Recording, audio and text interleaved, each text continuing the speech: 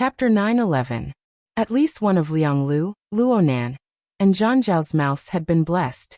With the prediction of the situation still ringing in their ears, after a brief meeting, the base's military resolution team announced that the relay station was executing a Level 2 pollution response and entering a state of emergency. In accordance with the standard of falling into the medium-level evil poison contamination area, the various drill rules and regulations were strictly implemented. Don't be fooled by the word strict hanging on the announcement. From Luonan's perspective, the drill rules and regulations he had learned some time ago would have to be abolished by at least half if they were to be implemented according to the new rules. The feeling it gave people was that of a dust-free electronic workshop, where every cubic meter of air contained specks of dust, had a sudden change in style. It had become a steel mill with surging heat waves and flowing molten iron. At the same time, the worker bees within the 3 hives cancelled all rest and rearranged their positions. They were required to familiarize themselves with their new jobs in the shortest amount of time possible and enter a state of mind. The so-called rearrangement was done in accordance with Sheng Zhan's suggestion to Chang Yihui. Substantially reduce the number of people in charge of daily maintenance at the base and fill them up with direct production positions. The direct result of this adjustment was that all the maintenance soldiers became the busiest group of people in the logistics department in a single leap. There was no one else. While their former colleagues were scrambling to adapt to their new production positions, Liang Lu and Luonan, who remained in their original positions, needed to be in charge of a maintenance area several times larger than before. For example, the previous 2nd Patrol Team for the maintenance of the Central Pipeline and Safety Partition Area Extension had now become the maintenance team for the Global Pipeline Extension Area. It had been merged with 2 other personnel of the same post into a large team, and it was led by a senior lieutenant. However, the area of responsibility had increased by more than 10 times. Under these circumstances, if they were to strictly follow the routine drill rules and carry out maintenance tasks, they would need to chop 2 people into 10 pieces, 20 pieces, and then blow a mouthful of immortal energy to form a clone. Only then would they be able to meet the basic requirements. Under the pressure of reality, they were bound to give up some things. Full Yanwei Division 2 has discovered a low pollution area. Coordinates. Don't waste time. Just stare at the pipelines, equipment, and maintenance machines. Don't pay attention to anything else. Even if the living evil poison reaches the tip of your nose, pretend you don't see it as long as it doesn't eat you. Roger that. Liang Lu hung up the call in a straightforward and efficient manner. He curled his lips and indicated for Luonan to drive the specialized maintenance vehicle. The vehicle ran straight through the middle of the area labeled as low-intensity pollution. As for the alarms that were still flashing incessantly, Seiji only needed to punch them with his fist. No, he needed to adjust the alarm level, and the alarm would stop flashing. Look, on the command deck of the beehive, the stress of dispatching over the past 2 days has fried a lot of people's brains. The odds of us running into gibberish have significantly increased too. Luonan's eyebrows unconsciously twitched twice as the specialized maintenance vehicle buzzed through the polluted area as they spoke. The intricate and detailed mental senses interweaved with the deep impression of the drill manual's requirements. This was more or less a type of torture for a patient with mild obsessive-compulsive disorder. Liang Lu mentally prepared him with the tone of an experienced person. Now don't think of the base as a base. You can close your eyes and imagine a military stronghold that was built before the world of sin, and was later abandoned. Now it is completely abandoned. Only mutant species that grew up in the evil environment will occasionally pass by. That's basically what a moderately polluted area means. What we're doing now, you can just treat it as field work. Even the logistics personnel will occasionally have the opportunity to go out into the field. This is a rehearsal ahead of time. Luonan laughed, and Liang Lu laughed as well. He punched the control panel of the vehicle again. Who would have thought that a problem would occur with the jade crystal array? It's all that self-righteous, wicked thing's fault. Luonan, who was given the title of Wicked Thing, had a smile that collapsed a bit. Luckily, Liang Lu didn't notice. He just sighed. Honestly speaking, our luck is far too bad. The follow-up treatment is quite troublesome after staying in this environment for too long. But it's fine. We're fully reimbursed. We don't need to worry about the cost. It was hard for Luo Nan to imagine the situation outside of the game setting. But through his observations during this period of time, he discovered that the citizens of Heavenly Abyss of the Hongguang system had a contradictory attitude toward the evil poison. Of course they knew that the evil poison pollution was a very troublesome matter. Otherwise, Zhang Zhao's mentality wouldn't have nearly collapsed. The early stages of the world of sin calamity also wouldn't have so many tragic cases that made people feel suffocated. But the evil poison pollution was a problem that the people of the Hongguang system had to come into contact with, face, and endure. No one lived in a vacuum, let alone a vacuum that couldn't block the pollution and infiltration of the evil poison environmental rules. Therefore, in the face of such a terrible situation, everyone in the relay station, be it the knights, the colonels, the sergeants, or the privates, all displayed a kind of calmness, as though they had given up. The evil poison was truly disgusting. Well, since they had already splashed it all over their bodies, then so be it. Of course, the evil poison pollution would have repercussions, and it would be very serious. There were over 10,000 soldiers in the base. Don't look at how each and every one of them was alive and kicking right now. After the war, they would have to pay a huge price for treatment. Even if the expenses were reimbursed, the treatment was bound to drag on for a long time. Variables would crop up everywhere. But so what? Everyone is forced to do so. Since the beginning of the world of sin calamity, the public version of the Empire's internal cultivation and law deployment has been updated practically every 30 years. After several hundred versions, it has long since changed beyond recognition when compared to the current one. Why? Liang Lu used his chin to point at Luo Nan as he asked this question. But he didn't expect Luo Nan to answer at all. He continued speaking. Key techniques like internal cultivation and law deployment have been tempered over and over again. How many years have passed before they have accumulated their essence? They are the results of basic research done to the extreme. But how can basic research be broken through that easily? One iteration every 30 years. If one could have this kind of speed of progress, then the godly kingdom of the heavens would have to crawl on the ground and call them daddy. In the end, everyone has been living in the evil poison environment for a long time. They have been polluted and mutated by the environmental rules. They have no choice but to do this. Perhaps in a few hundred years, a few thousand years, people like us will be a completely different species from our ancestors, even though we still retain our historical memories. We will be forced into a different evolutionary direction by the evil poison. Hey, did I say a bit too much? I didn't scare you, did I? Luo Nan answered honestly. Not at the moment. Oh, you're that courageous? Our situation this time won't be worse than the one Captain Lu faced in the war, to defend the ancestral domain back then. Liang Lu was startled for a moment. Then he laughed out loud. That's the right way to think. The car slowed down on its own in the middle of his happiness. A large bionic device in the shape of an insect lay quietly within the pipeline tunnel approximately 50 meters in front of them. The 6 limbs spread out symmetrically. Each limb was as thick as an arm, but compared to the curved main cabin that was the size of a train carriage, they still appeared slender.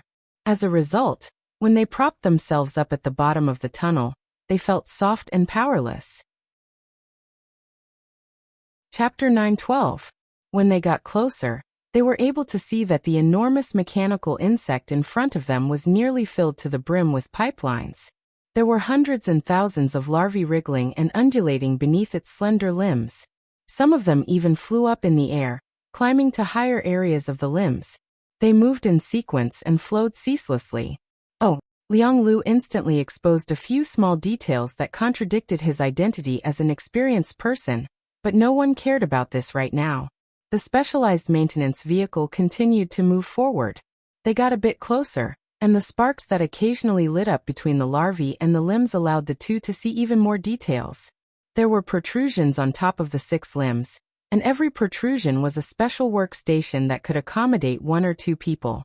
There were roughly 100 of them, but not even a tenth of them were in a working state right now.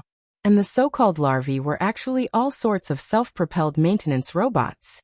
They would be driven by commands to move over if they were damaged, or if they needed to change their mounting tools. They would automatically divert between the limbs and the abdomen of this mechanical insect to complete the task of repair and replacement. TSKTSK. The Earth Layer Patroller is a mid-sized mobile repair station. I never thought that I would actually need to use this big fellow for outdoor work. Luonan sized up the so-called repair station from head to toe. Its main body, excluding the limbs, was approximately 20 meters long. The widest part of its carapace-shaped body was at least 8 meters, and its height could reach approximately 6 meters. If the appearance of the limbs was taken into account, it would appear even more expansive. It looks bulky, but its structure can actually be shrunk. When it's finished, it can even use the spatial point-to-point permeation technique to warp the rock strata, allowing it to run extremely fast underground. Luonan couldn't help but let out a wow. He was quite fascinated. The only unfortunate thing was that this was the first time this special piece of equipment appeared, and it didn't feel particularly easy. The number of larvae under its abdomen was truly a bit too many. There were several hundred to 1,000 pieces of machinery and equipment waiting to be repaired. It would have been fine if there were 100 workstations, but there were less than 10 workstations on the 6 limbs. It was hard to avoid a bit of trouble dealing with all of them. So much so that the entire repair team became quite bloated. Just how much work has been accumulated here? No wonder they asked us to come and help. Lianglu looked at this scene in detail. He was a bit apprehensive in his heart, but he had to put on a calm and collected appearance in front of Luonan. This is pretty good. Compared to the assembly line, this kind of position is more tempering. While they were talking, the maintenance vehicle was already approaching the tail of the soil patroller. After the signal connection was completed, a hole automatically opened in the area for the maintenance vehicle to enter and exit.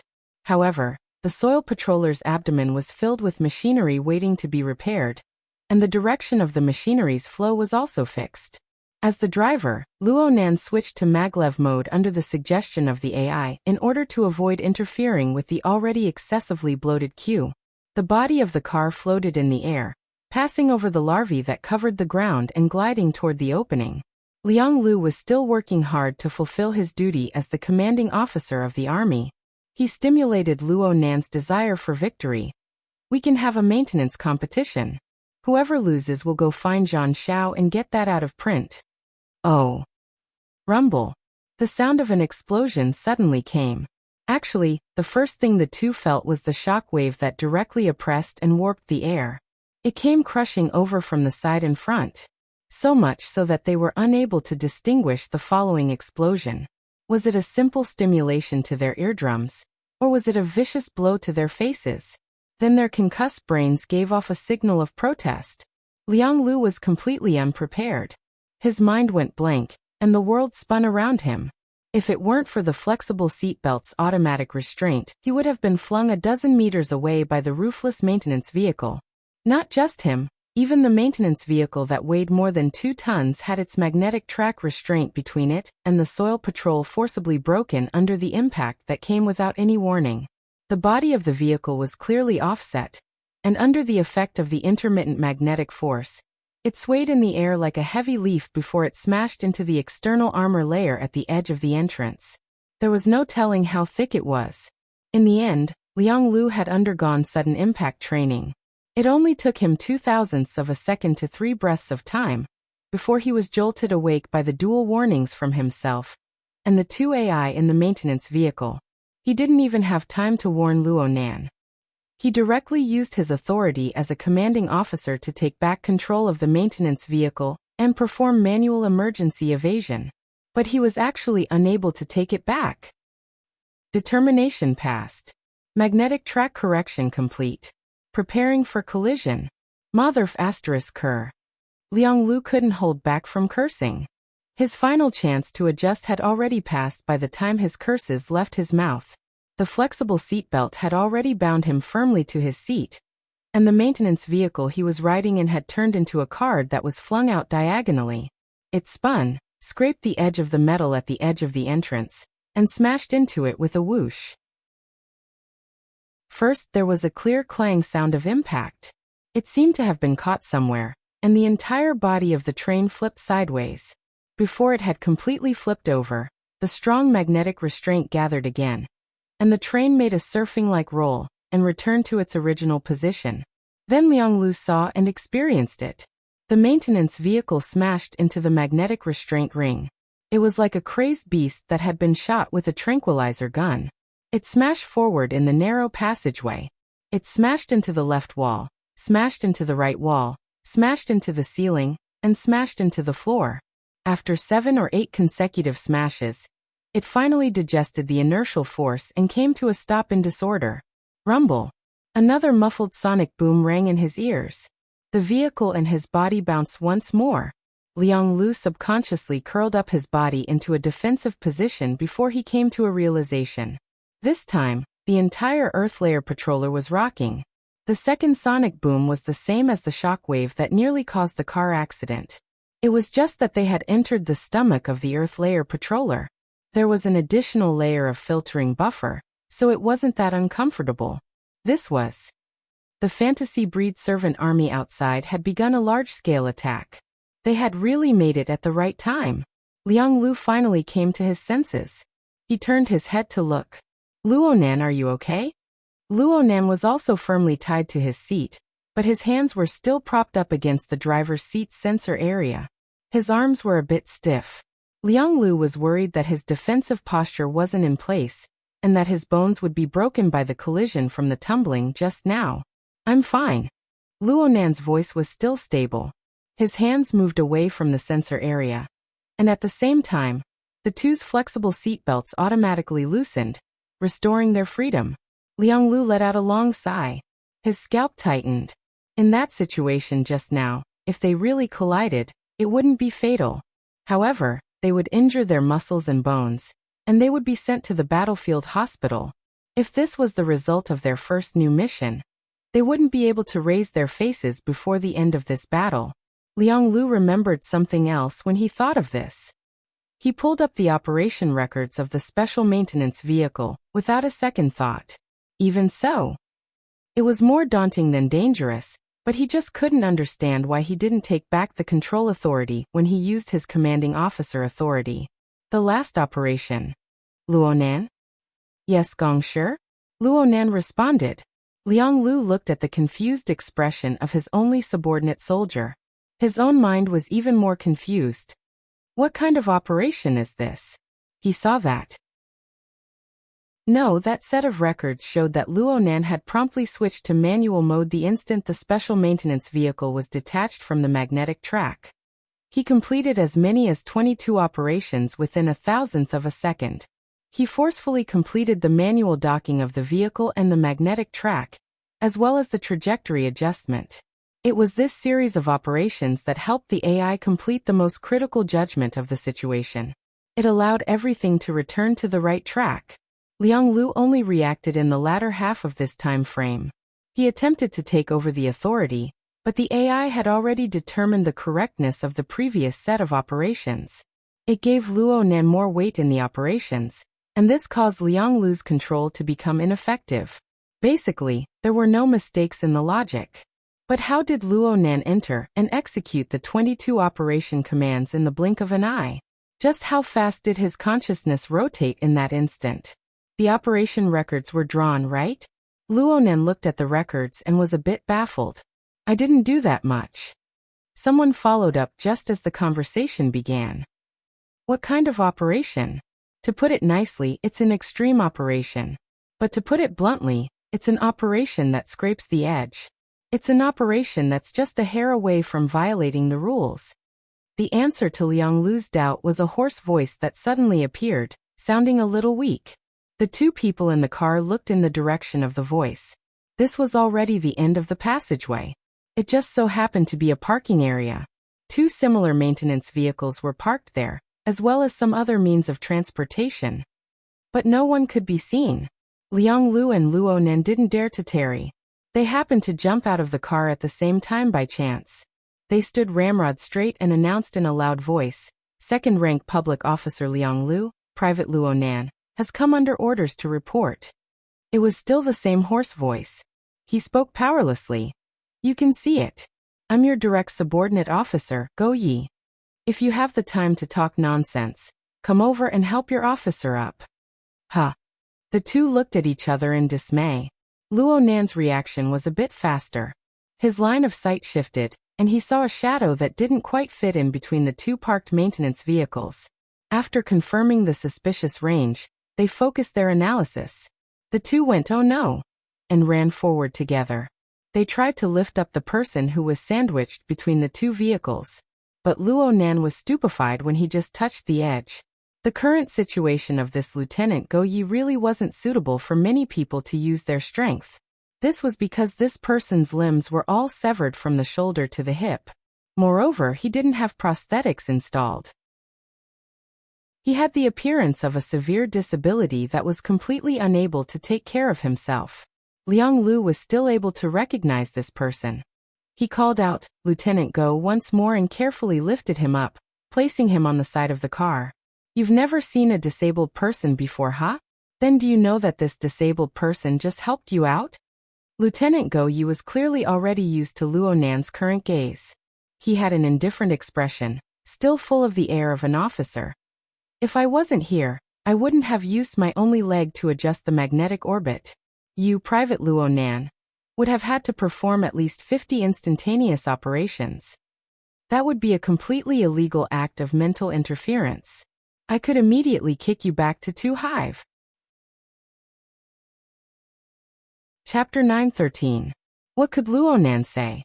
He could only straighten his body and respond in a loud voice. Liang Lu, who was still supporting Go Yi, opened his mouth in an attempt to plead leniency for Luo Nan. But before he could speak, Go Ye's round face, which didn't have much dignity to it, turned around. His lips curled into a sneer. "And you? Operational records?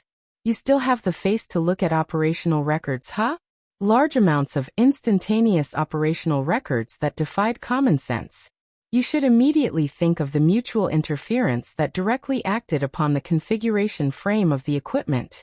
But you're still confused even now. Is he the commanding officer, or is he the corpse collection squad?" There was nothing to say. Liang Lu and Luo Nan could only raise their voices a second time. "Yes, Captain." Just a few words back and forth. Another wave of shock came, and the roaring sound suppressed the voices of Luo and Liang. As for Go Yi, his butt hung on the edge of the maintenance vehicle. He swayed back and forth. He really couldn't gather his breath. In the end, he could only glare at Luo Nan. "My leg." Yes." Luo Nan could still be saved. He turned his head and searched by relying on Go Ye's explanation. Soon, he found the target that was tossed near the emergency control console at the entrance of the magnetic tracks. He jogged to a distance of 7 or 8 meters and picked up the leg prosthesis. There was even a pair of military pants hanging outside. During this time, Go Yi raised his eyebrows and asked Liang Lu for confirmation. "Fish egg?" Liang Lu grinned.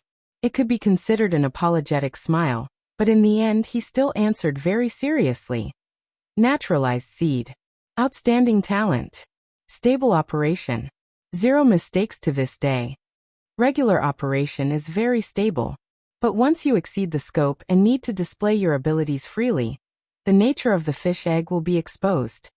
Go Yi watched Luo Nan return and decline Luo Nan's offer to help install the prosthesis. His smooth and round body dropped down and the suction cup on his left hip latched onto the prosthesis. In this way, this person had become a left leg prosthesis. He could move freely. He was a disabled person. Luo Nan was a bit curious. After all, there were far too few people in a situation like Go Ye's in the front line zone of the relay station. Captain Go Yi didn't care about these gazes, but he was unwilling to stay here any longer. "Let's go. It's better to talk about some things inside." As he spoke, he took the lead in moving his single-legged prosthesis. The exposed bionic toe joints were like 2 short legs, driving the entire body forward at a speed that normal people couldn't reach. It was fast and steady, as if he was gliding along the ground. It was fine to look at the overall situation, but it was rather comical to look at it in detail. However, what Luo Nan saw was how Lieutenant Go Yi utilized the prosthetic structure to complete functions that were absolutely impossible to preset. To put it bluntly, this was also an example of spiritual interference with the mechanical configuration. It was just that Lieutenant Go Yi had used the dynamo core to guide him from start to finish, completely adhering to the operating specifications. Perhaps, this was a state of doing as one pleases without breaking the rules. Luonan watched with rapt attention, so much so that Liang Lu was afraid that Luonan would be rude. Liang Lu poked Luonan in the dark to serve as a reminder. It was as if Go Yi had eyes in the back of his head. He went, "Hey, at this time. No need to make a fuss about nothing. I'm just an unlucky bastard who got screwed over by a certain long-range designer. Actually, I'm quite mighty normally, but the dozen or so multifunctional arms I use have all developed contamination deviations. All of them have been melted down. If this wasn't the case, I wouldn't be guarding this bug as a supervisor. I'd be on the production line this morning." Liang Lu glared at Luonan, and Luonan lowered his head in apology. Go Yi turned his head. "But you, Luonan, right?" "Yes, Lieutenant. I see that you don't have any misgivings with your interference configuration framework. It looks like you've been doing design for a long time. You're not the same as this miscellaneous trash next to you. Why didn't you stay in the two hive and make use of your talents?" Luonan was quite happy to receive such an evaluation from Lieutenant Go Yi, who had quite the professional air about him. But he didn't know why, so he could only look at Liang Lu. Liang Lu was quite dissatisfied with the evaluation of miscellaneous trash. But Lieutenant Go Yi wasn't like Zhang Xiao or Lu Andy, who he was familiar with. Within the military system, where ranks were clearly distinguished, Liang Lu could only listen. He received Luonan's pleading gaze, so he spoke honestly. "Reporting to Lieutenant. We are the recruit squad. According to the latest requirements, we have all been transferred to the frontline maintenance department." "Frontline? What kind of frontline is this? However, recruits really should see the world. Otherwise, they won't be unable to differentiate frontline from second line." Go Yi laughed out loud. Right now, the three of them had already followed the internal passageway and entered the central control room of the Earth Layer Patroller. The equipment here was densely arranged, and the space was extremely narrow. It was so small that it was almost stingy. Clearly, the Earth Layer Patroller had quite a bit of space to use. Go Yi saw Luonan's doubts and took the initiative to explain. "This is for the sake of shrinking and escaping in a state of emergency. I'll give you guys a word of advice first. If you have the chance to truly go to the front lines, don't leave your workstations and wander around. Every year, the idiots who get squeezed to death when the bug transforms can at least form a squad the size of ours." Luonan could only agree. Go Yi stood in front of these complex equipment. He had lost both his arms, but he was able to communicate with the control panel through his mechanical toes. He was still able to realize efficient operations. He fiddled with the equipment as he explained the situation to the two of them. "You guys came at a bad time. Well, it's quite a coincidence. Long-range attacks have just been restored outside. Even though the magnetite mica jellyfish's energy-siphoning tentacles have been restrained by the new version of the Time Fortress, the forceful smashing of the magnetite spirit hammer is quite intimidating. The various equipment in the base aren't suited to the new structure to begin with. Right now a large amount of them have been destroyed by interference. Repairing them is quite torturous. The task is arduous. It's much more tiring than taking a stroll in the two honeycombs pipeline tunnel." Luonan and Liang Lu's work in the central pipeline tunnel wasn't as simple as taking a stroll. But since the officer had said this, they had nothing to refute. They listened to Go Ye's explanation seriously. Although Lieutenant Go Yi had a foul mouth, he wasn't a harsh person. Towards the two recruits who clearly lacked experience, his words could be said to be earnest and well-intentioned. "Don't be afraid of being tired. Being tired is the best state you can be in here. If you're not tired, then you're dead. In the past, the scope of your work stopped at the safety partition area. I know that you've been cursing that long-range designer all this time, but you've always been under the protection of the core plane and the space-time fortress that he repaired. But right now, your work area has already extended out of the core plane. You've reached planet Vanguard 400 meters up from here is the surface position's shield generator. Push forward another kilometer, and you'll reach the frontline array. Speaking of which, do you really think that the entire repair team is relying on these big bugs to be repairmen here? Luonan and Liang Lu could only shake their heads. And Luonan's thoughts went even further. So this was what Lieutenant Go Yi meant when he spoke of a long-range designer? Well, this was probably the official identity that the Innerverse simulator had arranged for his predecessor. In any case, it sounded much better than a self-righteous, wicked plaything. Lieutenant Go Yi was quite satisfied with the obedient attitudes of the two rookies. He didn't even turn his head as he continued to speak. For the repair team, the area of responsibility extends to wherever the pipeline extends. Work is no longer about nitpicking and finding trouble for nothing. Instead, it is about solving practical, life-threatening problems. Right now, the repair team has a full complement of 20 people. There are only 11 people here on the Big Bug side, including you two. The other 9 people are going to deal with emergency situations according to the needs of the front lines. While I'm speaking, there might be some unlucky bastard who directly faces the assault of a fantasy breed and his servant army. He might even be dead by now. Luonan and Liang Lu glanced at each other. They were both speechless. Lieutenant Go Ye's mouth really had no taboo. He didn't care what the two rookies thought. He directly brought up the structural diagram of the Earth Layer Patroller, indicating for the two to see and remember it clearly. We're currently short on manpower. We have a full complement of 84 classified workstations. Only 8 have been activated. The flow isn't too smooth. You two must take up your responsibilities as soon as possible. Station 4, I'm talking about this appendage, the lower workstation 4 to 92, it's yours. I can give you half an hour to get used to it. Seeing Lieutenant Go Ye's assignment, Liang Lu blurted out, the two of us will share a workstation. Lieutenant Go Yi confirmed as if it was a matter of course. The two of you will share a workstation. Isn't there a shortage of manpower? Strictly speaking, recruits aren't part of the manpower list before they are proven to be useful. Don't worry.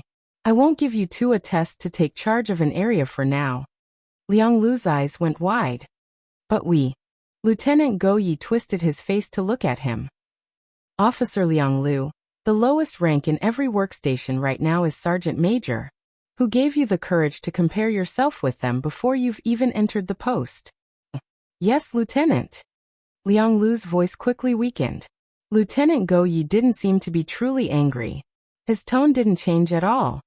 If nothing unexpected happens, we'll be traveling the entire base on the back of this big bug. But since this is a battlefield, accidents are normal. As I said just now, there may be people going on missions at any time. There may also be people dying. You two must have the ability to take charge of a workstation by yourself during this period of time. The faster the better. Of course, it's best if you possess the ability to take charge of an area. If there really is trouble, you two will be needed. Don't say stupid things like, I'll fight with my life on the line. What the frontline soldiers need are solid equipment, reliable pipelines, and thick armor. These are achieved by relying on solid technology and abundant logistical supplies. Without these, no one would care even if you stuffed your own flesh and blood inside. No matter what Liang Lu and Luonan were thinking in their hearts, they were good soldiers who unconditionally carried out orders on the surface. They puffed out their chests at the same time, and it was unknown how many times they made the standard response. Yes, Lieutenant. Go Yi turned around. He placed one foot on the ground, and his butt leaned against the control panel. He used this strange and unruly posture to face the two rookies. That's all. You two can go to your workstations. Oh right, the damaged magnetic track and the repair vehicle are all your jobs. Don't forget to fix them before you start work. Chapter 9:14. Beep. Activity source 6 to 23 is diverted. Egg host B comprehensive repair station 1. Mother-child type. Requesting replenishment of the liquid metal mechanical model and the original chip. Also requesting replacement of the internal factory module. Luonan twisted his neck. The soundproof earmuffs automatically turned on the response switch. Lower workstation 4 to 92 received. Spare parts for the liquid metal mechanical model and the internal factory module. Requesting 2 base numbers of the original chip. Received. automatically updating the data of the spare parts requested. Request approved. The spare parts have entered the cargo corridor. Luonan didn't waste any time in communicating with the AI. He continued to bury his head in researching the work in his hands. 30 syncopators were like 30 flying ants.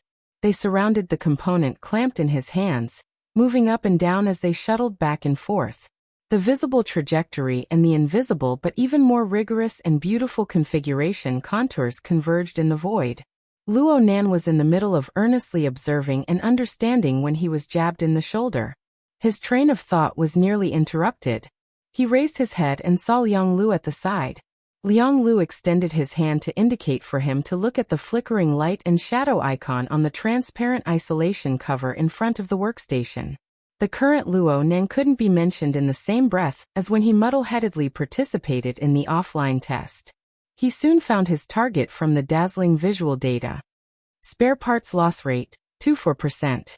Spare parts application rate, 100%. Spare parts module usage, 77 base numbers. Spare parts reuse rate, 31%. Lower workstation ranking 1. Luonan went, oh. He understood Liang Lu's meaning. This meant that their group of workstations was ranked first among the 3 lower workstations out of the 8 workstations that the Soil Patrol was currently working at, based on their total work volume, work quality, work efficiency, sustainability, and other factors. Worthy of praise. Continue to work hard. Luonan grinned, accepting the encouragement from his superior.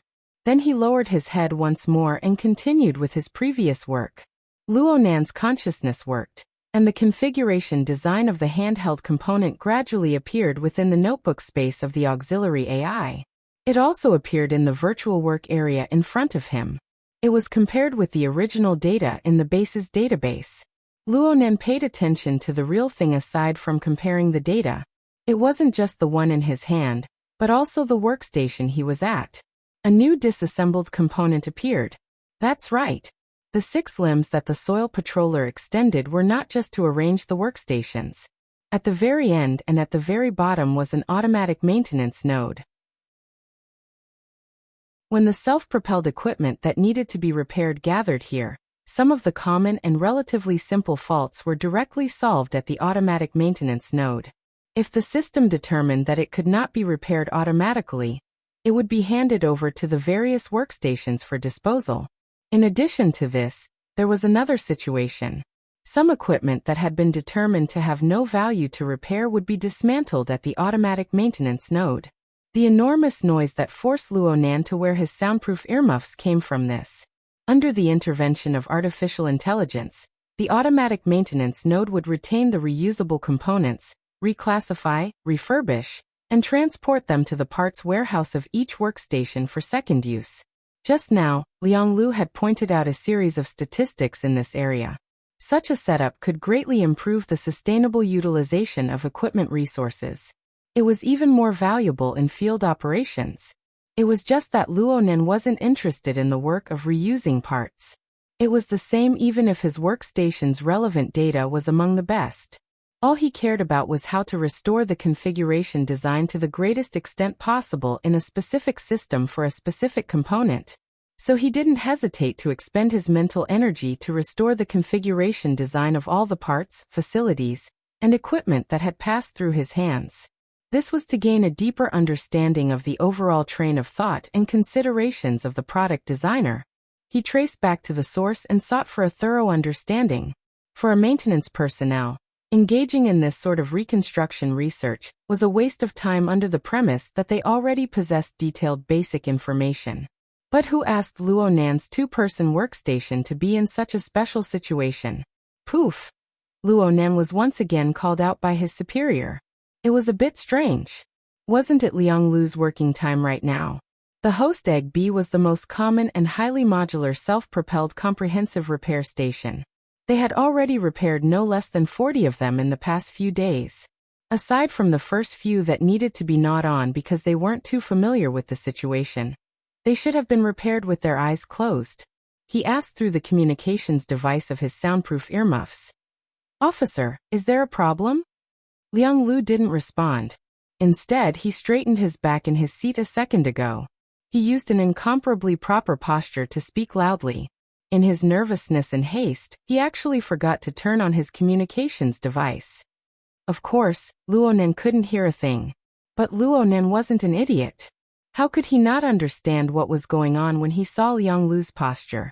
He immediately gave up on the wasteful activity in his hands and turned off the soundproof function of his earmuffs. He sat up straight like Liang Lu and reported amidst the deafening rumbling and vibrations of the outside world. "Hello, Lieutenant." The current Luonen was becoming more and more like a native of the Hongguang galaxy. He was already used to restraining his mental senses to avoid being exposed to the polluted environment. But because of this, he became sluggish. He didn't even notice that someone had walked up behind him. Oh, Liang Lu said that the military had a few sensing methods built upon the foundation of using the dynamo core. Though they weren't as comprehensive and specific as mental senses, they were extremely sharp and incisive. He had to learn them no matter what. Luonen entered a state of introspection and was a bit distracted. Fortunately, Lieutenant Go Yi, who had suddenly arrived between the two of them. He just looked at the visual data on the isolation barrier. He didn't mind their attitude and reactions. Liang Lu tilted his head slightly and winked at Luonan. Then he directly threw himself into the work of repairs that was in full swing. The workstation was like a battlefield. Even if the hierarchy was strict, unnecessary etiquette could be dispensed with in a working state. So Liang Lu was confident and in the right when he threw the blame to Lieutenant Go Yi. As for Luonan, who was unfortunately in an idle state, he needed to face Lieutenant Go Ye's interrogation during his post-patrol. Go Yi still had the image of a cripple who supported himself with one leg. It would be very hard for him to complete the overly complex operations if he were to personally do the work. But his considerable standard and abundant experience in the professional field allowed him to possess the qualifications and ability to instruct all the maintenance soldiers on the Earth Layer Patroller. 77 base units. Based on the calculation of 20 equipment for each base unit, your efficiency these past 2 days is pretty good.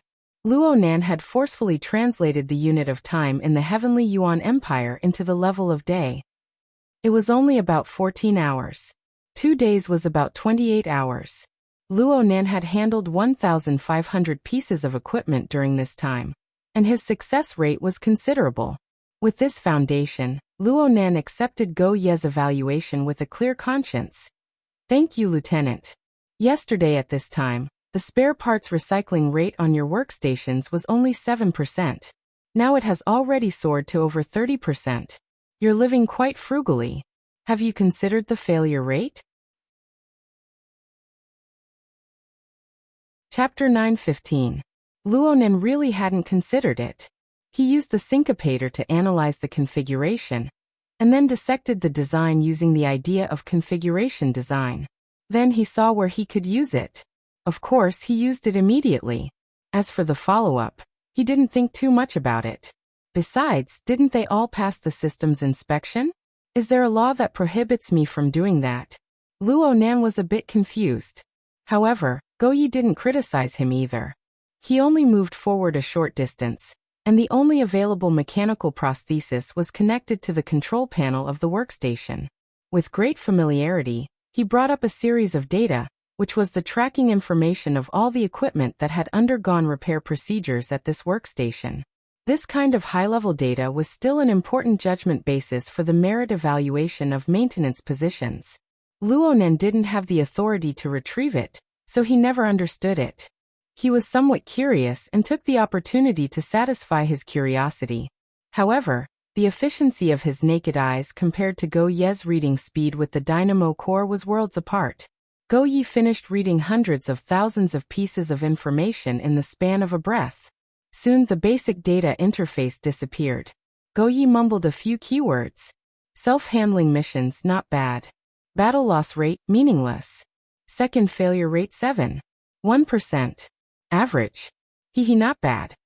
As Go Ye's mouth opened and closed, a portion of the key data visualized chart structure appeared within the isolation barrier. He had already done a certain degree of data analysis during this time, allowing the work results of Luo Nan and Liang Lu's workstations to appear more clearly. What should be done has been done. What should be done has been done. What should be done has been done. He's completely following the drill manual. What a good child.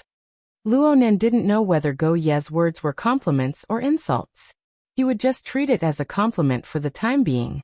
At this moment, Liang Lu had already completed the rapid repair of the ovipositor B's comprehensive repair station. Usually, at this stage, the artificial intelligence would quickly assign new tasks and would never let a workstation be idle for too long. But wasn't Go Ye here? He issued an order at the right time. Liang Lu and Luo Nan's virtual world, as well as the isolation barrier, displayed a pause icon. The two rookies turned their heads, confused as to what Go Ye was going to do. Go Ye's round face was full of smiles, and he didn't look like an officer at all. If he still had his prosthetics, he would probably be smiling and stroking the two dogs' heads to show his love. You've been working for 2 consecutive days without making any obvious mistakes. Very good. However, I can't be arrogant and complacent. I still need to recharge myself in time. It's time to study now. Learn what? Captain, are you going to give us some pointers? Luo Nan's train of thought was simple, but Liang Lu's thought was a layer deeper. Though he had irresponsibly thrown Go Ye to Luo Nan to deal with, this didn't mean that he didn't respect Go Ye. On the contrary, if this experienced maintenance veteran, who was praised by even a colonel, was willing to guide them, he would definitely be more than happy to do so. However, Go Ye chuckled and shook his head in denial. You've been working so hard without sleep and rest.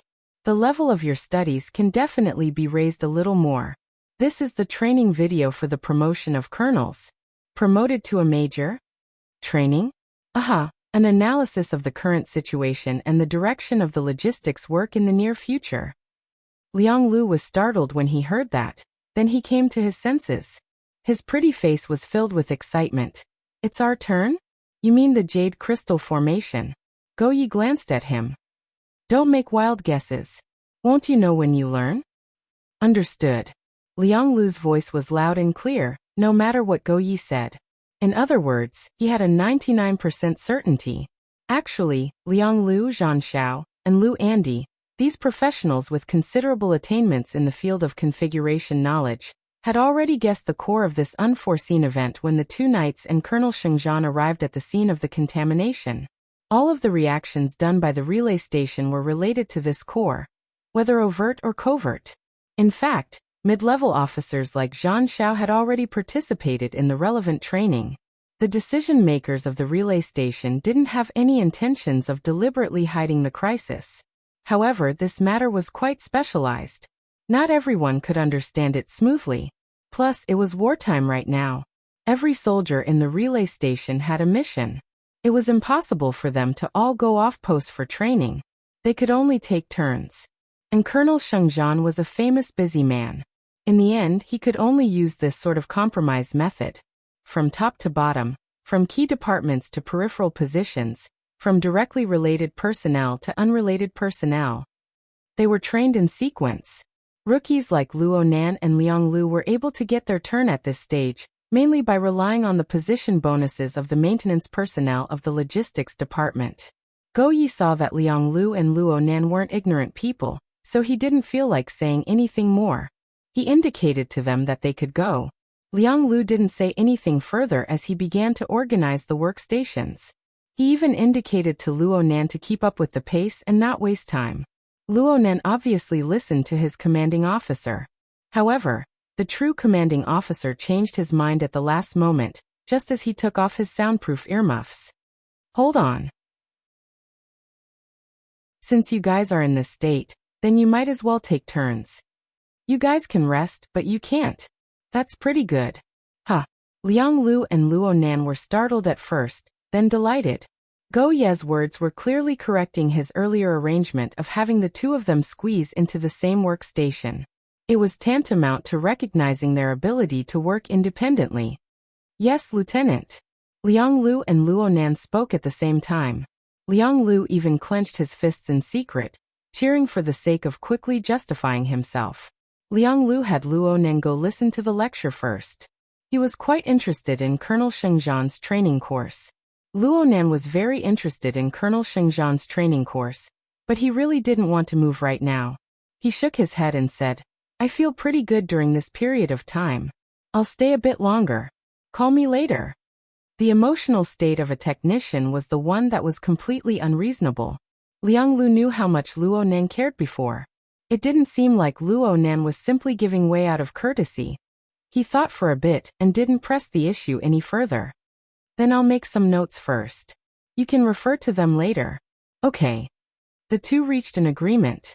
Liang Lu jumped up and saluted Go Yi. He hurried out of the workstation and rushed to the training room. The pause icon of the isolation cover disappeared at nearly the same time. A new round of tasks had arrived. The advantage of the two workstations was completely lost as soon as Liang Lu left. A single workstation had to repair 1,500 pieces of equipment within 30 hours. Such a flow rate was no longer able to allow Luonan to calmly split and reconstruct.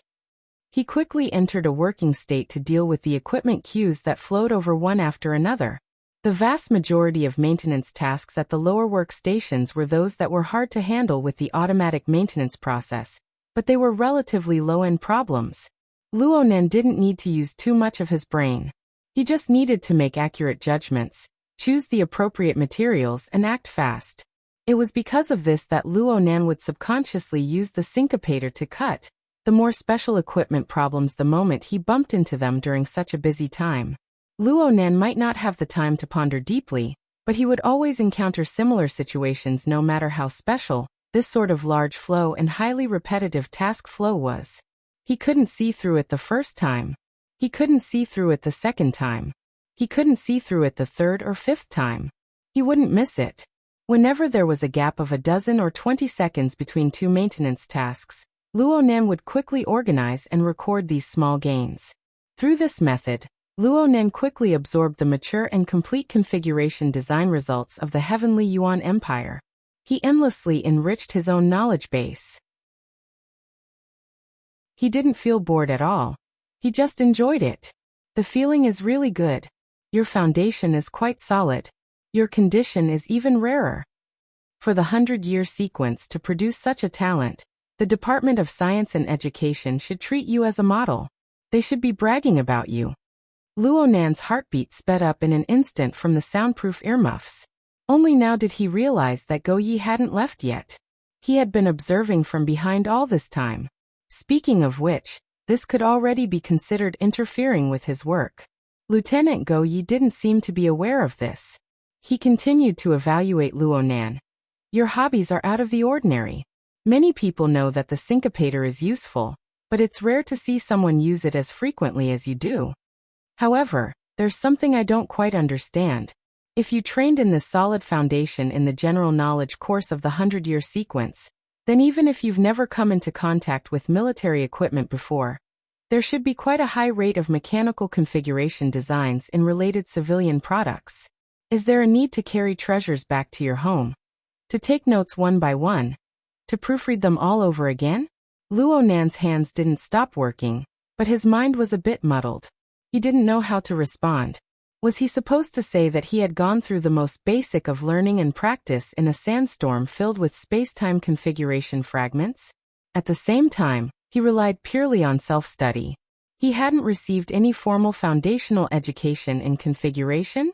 Speaking of which, what in the world was the Innerverse simulator doing?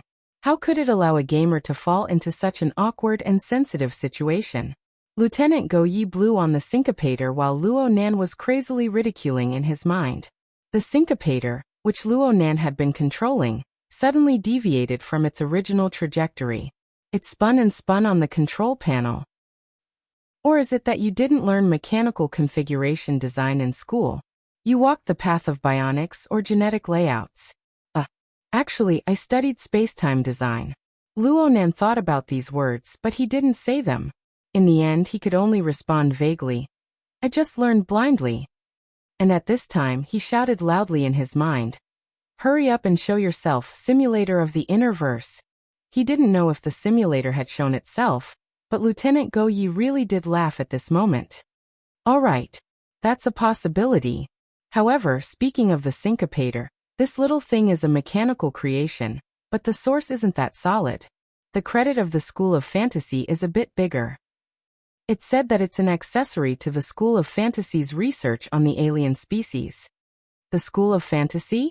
Luonan wasn't too clear on this concept, but it wasn't good for him to ask. He just listened to Go Yi speak. The syncopator is very different from the School of Creation in their hands. It's gaudy, but it's especially capable. It can even simulate a senior lord-level alien species and a fantasy species. Later on, they had to simulate the nefarious poison revolution. In the end, they flipped many times, suffering disastrous casualties. The golden age of the mental side has already passed. The domain of configuration doesn't have a solid material foundation.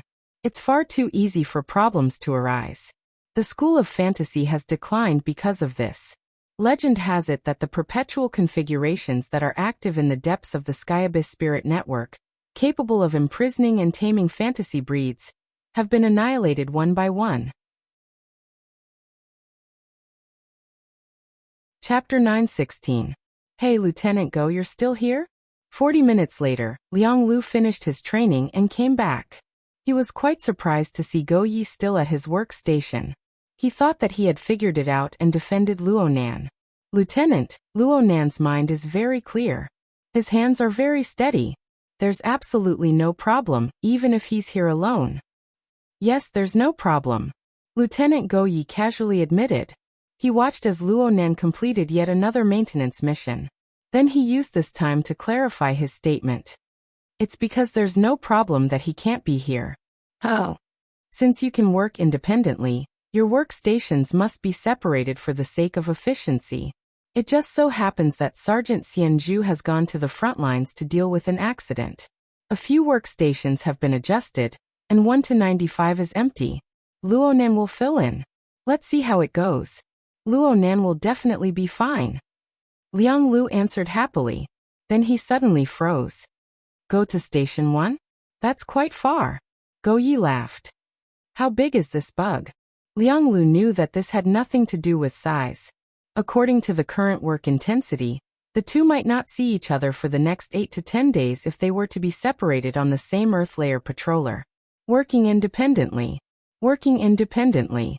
Speaking of independence, the only soldier he could control was the one who was given independence. He was a bit stunned. He thought of something and said, "This. Luonan is my soldier." "Yeah, you brought him." Go Yi looked at him with a smile. "Do you have any objections to this deployment?" How could Liang Lu dare to have any objections? Plus, for a rookie like Luonan, being able to work independently was undoubtedly the most important affirmation. Aside from a promotion and a promotion, he was just a bit awkward. As the highest person in charge of this Earth layer patroller, Go Yi didn't care what Liang Lu was thinking. He confirmed the time and spoke to Luonan. "You have 1 minute to pack your personal belongings. Then go to the military classroom to look at the radiographic films. Come to workstation 1 to 84 before 9 o'clock today and start working. Your work data from 4 to 92 will be automatically merged into the past. If you have any objections to the data merging results and basis, you too can apply for a review after the end of this mission. No problems, right?" Liang Lu and Luonan immediately responded. "No problems." Go Yiyang raised his eyebrows and didn't say anything else. Substitution technique, carried his figure backward, and entered the elevator tunnel. He didn't know where he went. There were only 2 people left at the workstation. Luonan and Liang Lu looked at each other in dismay. Probably because Lieutenant Go Yi had taken care of the adaptability of the workstations, no new missions were assigned during this period of time. This gave the 2 of them some time to talk. "I only wanted to work on my own. I didn't expect to be sent so far away." Liang Lu was a bit vexed. He trusted Luonan's professional talent and skills quite a bit. It was just that Luonan's abnormal way of thinking about sacrificing common sense that made Liang Lu a bit worried. He unconsciously scratched his head and asked in a puzzled and troubled manner, "What did Lieutenant Go say to you just now?" Luonan began to tidy up his personal belongings. Actually, there wasn't much to tidy up. At most, he just needed to organize his data files so that they could be seamlessly connected to his new workstation. He did not hide anything from Liang Lu, and there was no need for him to do so. Lieutenant Go introduced me to a technique called fantasy mimicry. This was an answer that Liang Lu had not expected. What mimicry? Fantasy mimicry. It's said that it's one of the supporting technologies when the School of Fantasy invented the syncopation apparatus. It's just that it's undergone a few improvements now. Luo Nan recalled the conversation just now and roughly summarized. It's a technique that uses the syncopation apparatus as a tool and utilizes a specific bionic configuration to guide and utilize mental abilities. It can bestow additional functions to the target, similar to a blessing. Lieutenant Go feels that I'm quite suited to learn this method. Liang Lu's eyes went wide. He wants to teach you. He copied a learning program for me earlier. He told me to study it by myself when I had the time. If I didn't understand anything, I could ask him. He harbors evil intentions. Huh. Liang Lu gestured excitedly. You still can't tell? He wants to poach you. He's giving you benefits, and he's hanging you. He wants you to work under him. Aren't we working under him? Liang Lu choked for a moment. His brain circuits were a bit off. A new mission was finally assigned at this time. The AI beeped and Liang Lu had no choice but to split some of his energy to handle the work on hand. But he was still unwilling in his heart. He seized every second to speak to Luo Nan. Don't forget that it was Lieutenant Commander Sheng Zhan who arranged for me to lead you. You must let the Lieutenant Commander know of this matter. Listen to his opinion. Okay. Luo Nan could roughly see the subtle psychology of the young officer before him. He felt that it was a bit comical, but the feeling of being cared for was pretty good. He laughed in response and said, I asked Lieutenant Go about this mimicry technique. He said that you can learn it as well. So I made an extra copy of the learning program. I just sent it to you. Liang Lu went, oh my. He nearly made a mistake with his hands. When he turned his head in the midst of being busy, he just happened to see Luo Nan give him a salute. Luo Nan retreated into the elevator passageway. Then the door closed and his line of sight was cut off. Liang Lu stomped his foot. He didn't care if Luo Nan could hear him or not. He shouted loudly, I've also sent you the important notes for the Lieutenant Commander Sheng Zhan training class. The echoes of his shout buzzed within the closed workstation space. Then it was drowned out by an even more intense clamor. The 5th round of the 1st Army's classroom training class will begin in 10 breaths of time. Participants, please report promptly. If there are special circumstances, please directly request a leave of absence from Lieutenant Go Yi. Luo Nan hurriedly came out from the elevator passageway under the AI's reminder. He followed the new mission instructions and moved towards the 1st Army classroom. Though time was tight, he still glanced behind him. It was as if he could pierce through the ice-cold metal barrier and see Liang Lu. This was a character that Luo Nan already knew of even before he entered the game setting. Luo Nan grew more and more convinced that everything he experienced had once truly existed. At the very least, it was a projection and transformation of a certain reality. Let's not talk about anything else. Liang Lu was vivid and lifelike. He had flesh and blood. Whether it was the twisted expression of his emotions or the projection of his mental state, all of them possessed a solid foundation of character. Luo Nan absolutely did not believe that this was merely a fusion of millions upon millions of fragmented pieces of information. Perhaps in essence, what he experienced was still a game, a dream, but the basic material that constituted this dream. He was convinced that he had touched upon the temperature of life. Luo Nan let out a long sigh. The immersion in the game setting had loosened a bit from this sudden feeling of emotion. But it didn't take much effort for the game setting to return to a stable state. The military classroom was just ahead. Luo Nan practically used the last breath of time to step inside. Then he heard the Lieutenant Commander Sheng Zhan's exceptionally loud and clear voice.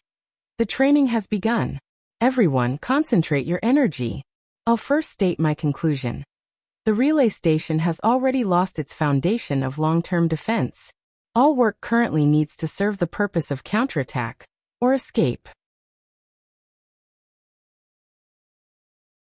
Chapter 917. In order to ensure a good audiovisual effect, the military classroom was very dark, and the interior was not big, at most able to accommodate about 10 people. Now it was empty. There wasn't even a seat. Luonan only saw one person when he entered. The person was sitting cross-legged on the ground in a very casual manner. There was even a medical robot beside him, buzzing around him. There was the smell of blood in the room. It was obvious that this person was injured, and the medical robot was treating his wounds. Luonan pondered. This person was probably a veteran maintenance soldier who had returned from the front lines. He had finished his mission and returned to recover from his injuries. But he still came to participate in the training. It could be said that he was extremely hardworking. Since the class had already begun, Luonan found it inappropriate to greet the wounded soldier. He walked softly and quietly to the position behind the wounded soldier, and copied the wounded soldier. He sat on the ground and raised his head to watch the video. The scene at the beginning was very similar to the day when Colonel Jean had lined up a row of learning boards. They were all arranged with a lot of formulas and diagrams, the kind that could make a non-professional's head explode. Moreover, the video had been processed by technology, and it was very immersive. It made people feel as if they were at the scene, and the grumpy Lieutenant Colonel Sheng Zhan could point at their noses and ask questions at any time. Lieutenant Colonel Sheng Zhan raised his voice and said, "It's meaningless to evaluate the remote designer's plan. We just need to understand what kind of environment this professional has built, and how to adapt to it as soon as possible." First, the playback of the video suddenly paused. Luonan was in the middle of retrieving the class notes that Liang Lu had sent him. He was a bit stupefied when he saw the situation. He subconsciously believed that the video had malfunctioned. Right when he was about to get up and take a look at the situation, the wounded soldier in front of him turned around. "Hey kid, basic version or interactive version?" The man's back was facing the light from the video. The shadow on his face and the reflection of the metal structure intertwined, making him look quite ferocious. Such an image was a little similar to Sir Shi Yuan, whom he had met once before. However, he was relatively short and thin, and his domineering aura was far inferior. He looked more like a ruffian soldier. Purely from his senses, this person's appearance and tone did not seem to be a good person.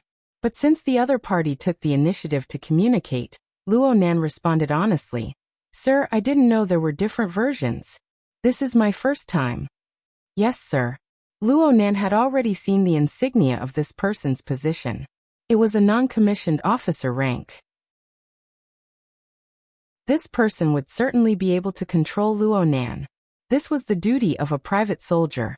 The sergeant continued, "Logically speaking, you should read the basic version. It's fine as long as you know the general meaning. But I really don't want to waste my time with you. By the way, how long is your training schedule?"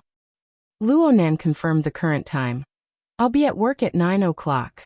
There's nearly an hour left." Of course, he was referring to the Heavenly Abyss unit, which was equivalent to about 80 minutes of Earth time. The sergeant was a little taken aback. "That's very lenient. Has old Go become kind? Let's watch the interactive version together. If there's anything you don't understand, you can ask. Think carefully before you ask. Don't talk nonsense, don't be long-winded, otherwise don't blame me for kicking you out." Okay. Luonan felt that although this person had a bad mouth, he was actually quite easy to deal with. At the very least, he could take care of other people's actual circumstances. As for what the interactive version was, Luonan sought assistance from the AI and soon found out the answer. So it turned out that this training course was interactive.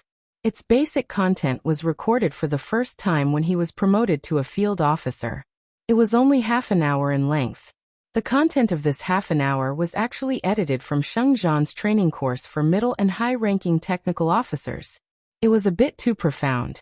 Most of the non-professionals were just there to watch the show and understand the basic situation, and things to take note of. But for the basic technical officers, they had to delve into it more or less. Watching it once was definitely not enough, and there was no need to repeatedly slice it frame by frame. Therefore, it was designed in an interactive format. The trainee could ask questions in the form of a message, asking specific questions in actual operations.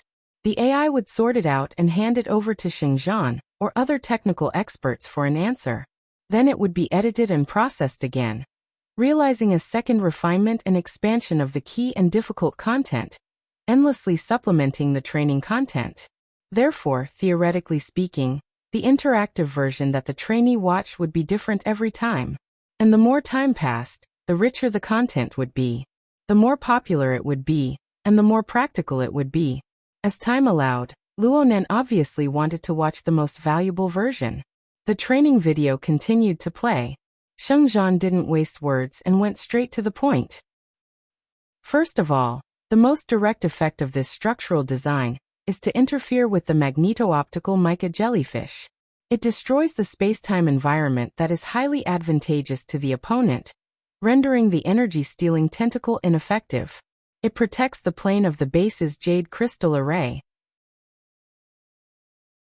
Clearly, the original situation was destroyed and the space-time fortress was reconstructed. This was the main goal of the designer. The base really needed this at the time, and he succeeded. However, that person's design philosophy completely disregarded safety regulations. Moreover, it had a high degree of classical inclination. It fully utilized an interactive interference structure to pursue the dynamic equilibrium of different rules and environments. It didn't have any misgivings about the evil and poisonous environment. It boldly utilized it. I lack in-depth research into space-time configurations. I don't know if this was the only path to take at the time. However, that person did subvert the principle of opposing the jade crystal array and the evil and poisonous environment. The two were sufficiently stirred in the environmental rules, influencing and permeating each other. The result was that the evil and poisonous environment seeped into the base, forming pollution. It brought about a large negative interference. Due to the requirements of his post, Officer Xiao continuously observed the changes in the space-time environment. Therefore, he was directly affected. And outside of the base, the enemy's attacks were relatively weak. There is sufficient evidence to prove that they suffered from the reverse infiltration of the jade crystal array's rules. They are also adapting and adjusting. The environment that influences and permeates each other cannot be reversed in a short period of time. Whoever adapts faster will have the advantage. In this regard, compared to the magnet photon mica jellyfish of the Grand Monarch rank, our net-type jade crystal array has a very weak self-cleaning ability before it is ignited and connected to the internet. We can basically confirm that it will be scrapped in 4 weeks, and its full power won't last more than 3 weeks at most. Within 3 weeks, there are 2 opportunities to reverse the situation. The first is that the forward operating base is completed and can be ignited and connected to the network. The second is that reinforcements arrive in time. If they don't arrive in time, then we will have to make preparations to break out. But no matter what, we must ensure that the jade crystal array of the relay station operates stably even though it is sick. We must upgrade and transform all sorts of equipment, especially the dynamo core. We must install filtering and suppression functions to reduce the negative interference of the evil and poisonous pollution as much as possible. This was the basic point of view of Officer Xiao Luo. He didn't make dry statements. Instead, he used a complete set of models and logic to illustrate the problem through a large number of structural diagrams. Luo Nan's eyes were a feast for the eyes. Actually, there were quite a few mathematical models that he didn't understand. But he was the main culprit. He was the one who caused the disaster.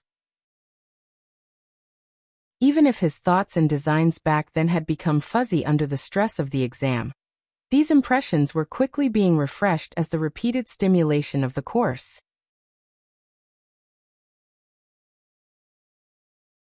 Chapter 9:18. In the end, the training course wasn't an academic class. Through rigorous theory and data logic, Lieutenant Commander Shengzhan explained the current difficulties faced by the relay station and their root causes. Then he began to arrange specific work. In fact, the current logistics department had already begun to shift its focus. The core of this shift was the various equipment represented by the dynamo core. They had already begun to undergo wartime modifications, production, replacement, and the corresponding design changes. According to Lieutenant Commander Shengzhan, the various internal and external dynamo cores had reached 99.8% of the 11,000 soldiers in the relay station. it was more or less covered. This was also the usual atmosphere of the Heavenly Yuan Empire. The dynamo core was the mainstream technology that permeated every level of society. The installation and usage of various dynamo cores had always been high. Basically, entering society was the beginning of a series of changes in the dynamo core version. Not to mention in the military, where individuals didn't need to bear the cost. Young people who still had a vision for the future needed external dynamo cores to guarantee their combat strength under the test of blood and fire. Those who had no more potential in their personal cultivation needed internal dynamo cores to increase their ability level. Under these circumstances, changing the design of the dynamo core in order to increase the adaptability of the sinister environment was a huge project. The complex arrangements of defense lines, departments, and personnel simply made people go crazy. Everyone would be affected. Why did the two rookie recruits, Liang Lu and Luo Nan, have their posts pushed further and further away?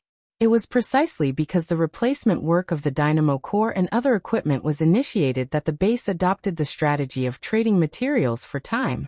In any case, they didn't need to worry about the defense mission in 3 or 4 weeks.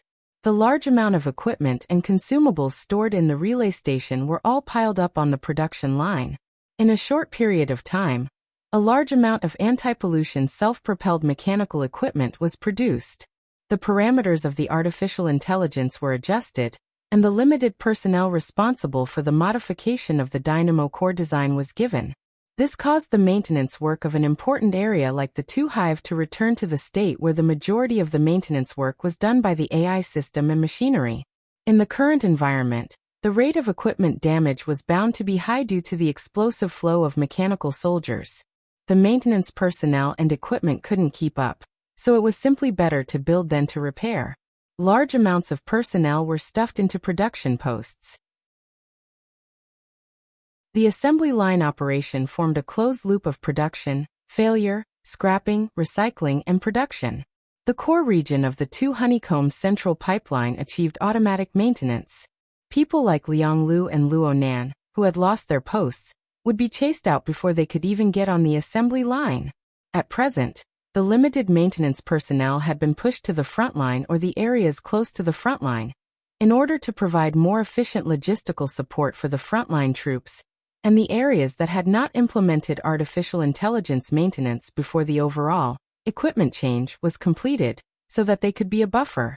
Compared to the shift in focus of the base's defense strategy, purely technical issues were only one part of it. Of course, right now Luo Nan was only concerned with technical issues. A quarter of the training course for the promotion to field officer was about logic, a third was about work arrangements, and the rest was about specific technical ideas and requirements. But when it came to the technical explanation stage, Luo Nan's interest and his level of understanding were far from being able to reach the stage of complete encirclement.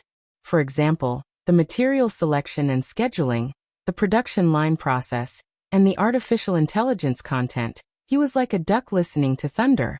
Only the dynamo core and some parts of the equipment structure were his cup of tea. Lieutenant Colonel Sheng Zhan spoke frankly. He was not an expert in the aspect of dimensional configuration, so he could not reconstruct the fortress itself. What he could consider was the basic logical judgment of the problems that would occur with the jade crystal array of the relay station, and all sorts of equipment in the new environment, as well as the corresponding configuration design, modification, and manufacturing plans. These things did not seem to have a direct relationship with the dimensional configuration design itself, but they were the most technical content on the material plane. At the very least, they were the most logical reflections of configuration. Deducing this back, it played an extremely important role in verifying the gains and losses of Luo Nan's examination thinking back then. It was roughly equivalent to the verification or falsification of the experimental design thinking. Luo Nan was unable to directly obtain an answer, but it was precisely this mode of thinking that required retroactive reasoning that formed an even sharper sublation of his previous examination thinking. Needless to say, there were countless mature and ruthless designs that were pushed out as if they cost nothing during this process. Every plan was a classic and the essence of the Heavenly Yuan Empire's tens of thousands of years of research on configuration. They corresponded to different periods, different environments, and different rules of thought on configuration design. In the training video, Lieutenant Commander Sheng Zhan displayed the graceful bearing of a master. He casually picked and selected plans, or part of the essence or supplementary materials of the plans. All of them had the solid support of theory and data. He casually pointed out the possibilities and even the experiences of failure. All of them were the summaries of countless experiences. Luo Nan was practically engulfed by the knowledge that assaulted his face, as well as the happiness that followed. Only when it came to certain domains that he was not proficient in did he have the space to take a breather. If it was possible, he even hoped that this training class would continue in an endless loop. Right when he was in a wonderful state, the image in front of him suddenly froze. Luo Nan subconsciously let out an especially loud hey. This time he had some experience. He directly looked at the officer in front of him, and the officer just happened to turn his head. Hey kid, you're not mute, right? Luo Nan looked at him with wide eyes. He was unable to believe that the officer had severed his mental enjoyment with just a few words. The officer saw Luo Nan's expression and frowned. You're really mute? Did you understand? Luo Nan took a deep breath and adjusted his mood. He still answered honestly. The configuration design part is okay, but the other parts aren't too good. Really? The configuration design. The goal is quite clear. The officer looked at Luo Nan's epaulette as he spoke, confirming Luo Nan's rank. It was hard not to be surprised in his words. You just entered the military not too long ago. Don't tell me I encountered a top student? Well, even if you ask me, I don't know the answer to this domain. Though this officer's face was evil, his mouth was foul, and his grasp of timing was terrible, he was still a magnanimous person. Luo Nan smiled at him, hoping to continue the training course as soon as possible. But the officer still asked, which workstation are you at? Luo Nan nearly blurted out, are you done yet? No, it was 4-92. Oh, that's not right. Luckily, he corrected himself in time and answered, 1-95. 1-95. I remember it was Qinhan. Luo Nan recalled for a moment. Lieutenant Go Yi had said this when he was assigning work. He said, I heard that Officer Xianzhu went to the front lines on a mission, so his workstation was transferred out. Oh my.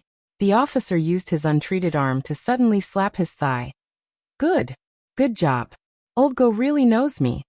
Luo Nan was startled. You are? The officer's expression suddenly changed before he could say the name. His body trembled, and then he swung his arm with force. This time it was the one receiving treatment. The medical robot, which had been working diligently all this time, was overturned to the ground with a crash. Its motor was idling, and beads of blood were flung out from its operating arm. There was also a small blood-colored strip. This toy fell to the ground and continued to twitch.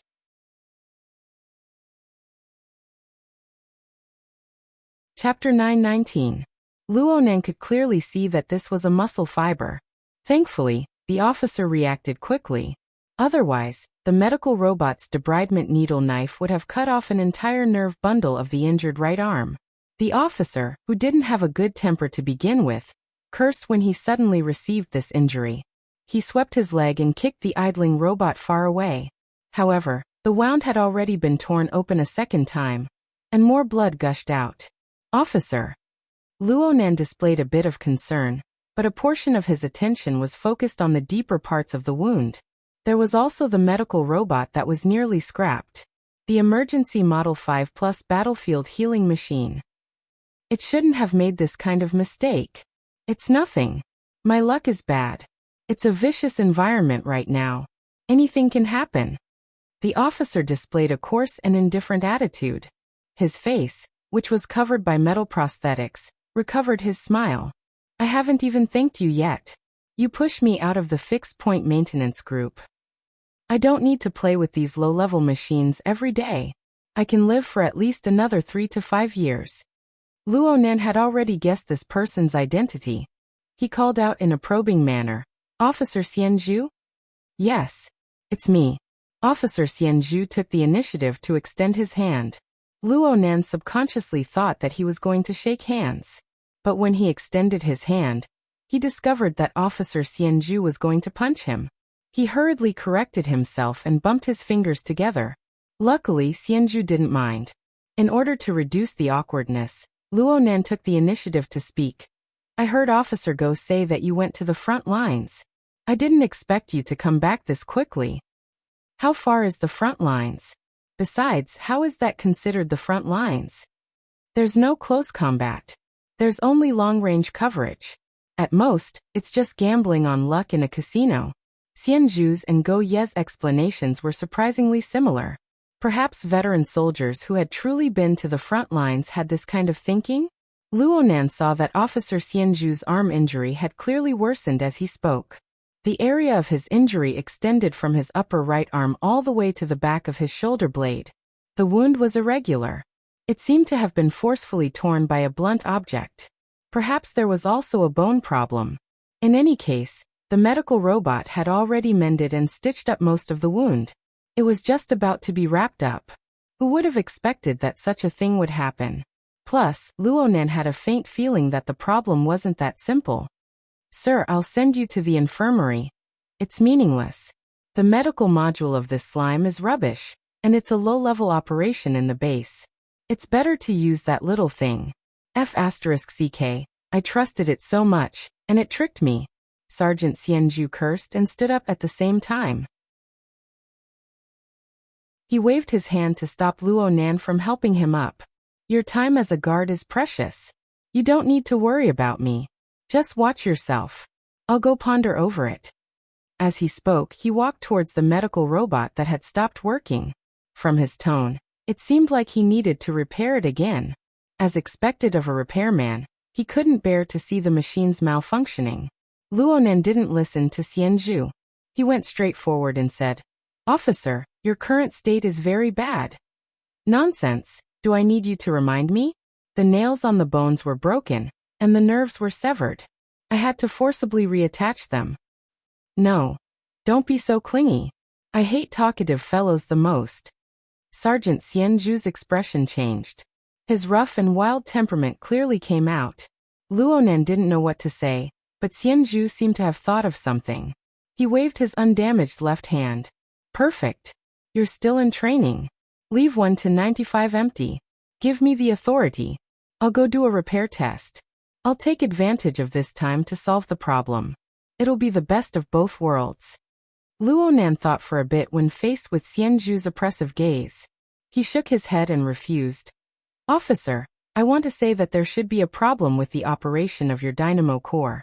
Otherwise, the emergency 5+ model battlefield healing machine will only stop and stagnate.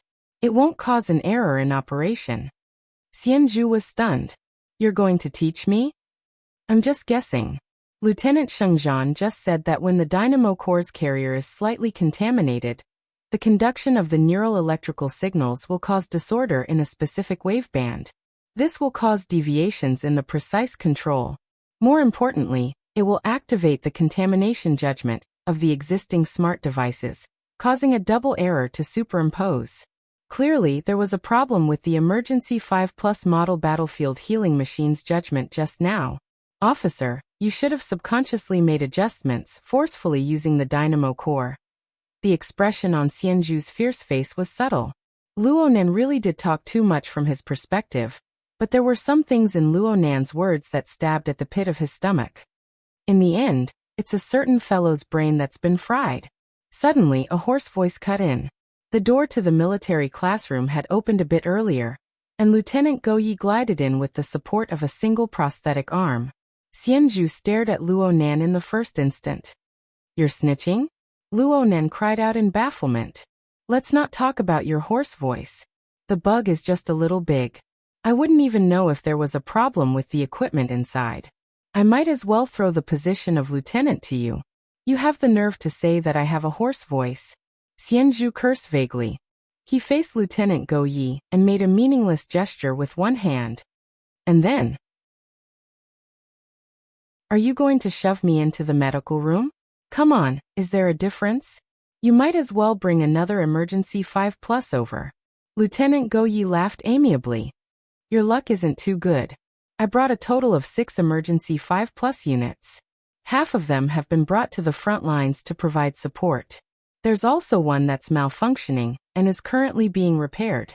The other one is currently in use and won't be able to be adjusted for a while. Why don't you obediently lie down? I'll call a transport vehicle to send you back. Xianzhu exploded when he heard this. Are you kidding me? If it's broken, then fix it. If you let a baffling malfunction go back in, you'll probably make people laugh to death. Give me the 1 to 95 and I'll fix it in a few minutes. Lieutenant Go Yi shook his head. It looks like there's even a problem with his auditory nerves. Luonan said it so clearly. You've been infected by the evil poison, old man. You need to go back and have the dynamo core replaced. Lie down. Your wound is still gurgling with blood. We'll give you emergency treatment. Xianzhu spat. I said I could fix it myself. You don't want to lose face in front of the youngsters? The problem is that you've already lost face. Lieutenant Go Yi directly stabbed a knife into Xianzhu's heart. You don't even know that you've been infected. You want a private who just joined the army a few days ago to point it out. If I were you, I'd stick my face to the floor. That would barely be considered magnanimous. F***ck me. Xianzhu's Sky Abyss Kingdom cursing was roughly like this. Cursing was one thing, but this rough-tempered officer actually lay down very obediently. He even deliberately rubbed his face against the floor he had just stepped on. Is it like this? The corner of Luo Nan's mouth twitched. He was barely able to control himself. Lieutenant Go Yi turned his face at this time. Remember Officer Xianzhu's appearance. I don't want you to laugh at him in your heart. Instead, you need to understand that you can be stubborn with a few words on the battlefield, but you need to be realistic in the end. This is the reason why he's been able to live until now. It would be better if he didn't say a few words. Go Yi, I'll XXUXX. Xianzhu fiercely smashed his chin against the floor. His cursing entered a profound domain. Luo Nan began to be unable to understand it. Go Yi didn't care in the slightest. He just asked Luo Nan, how about it? Want to use him for practice?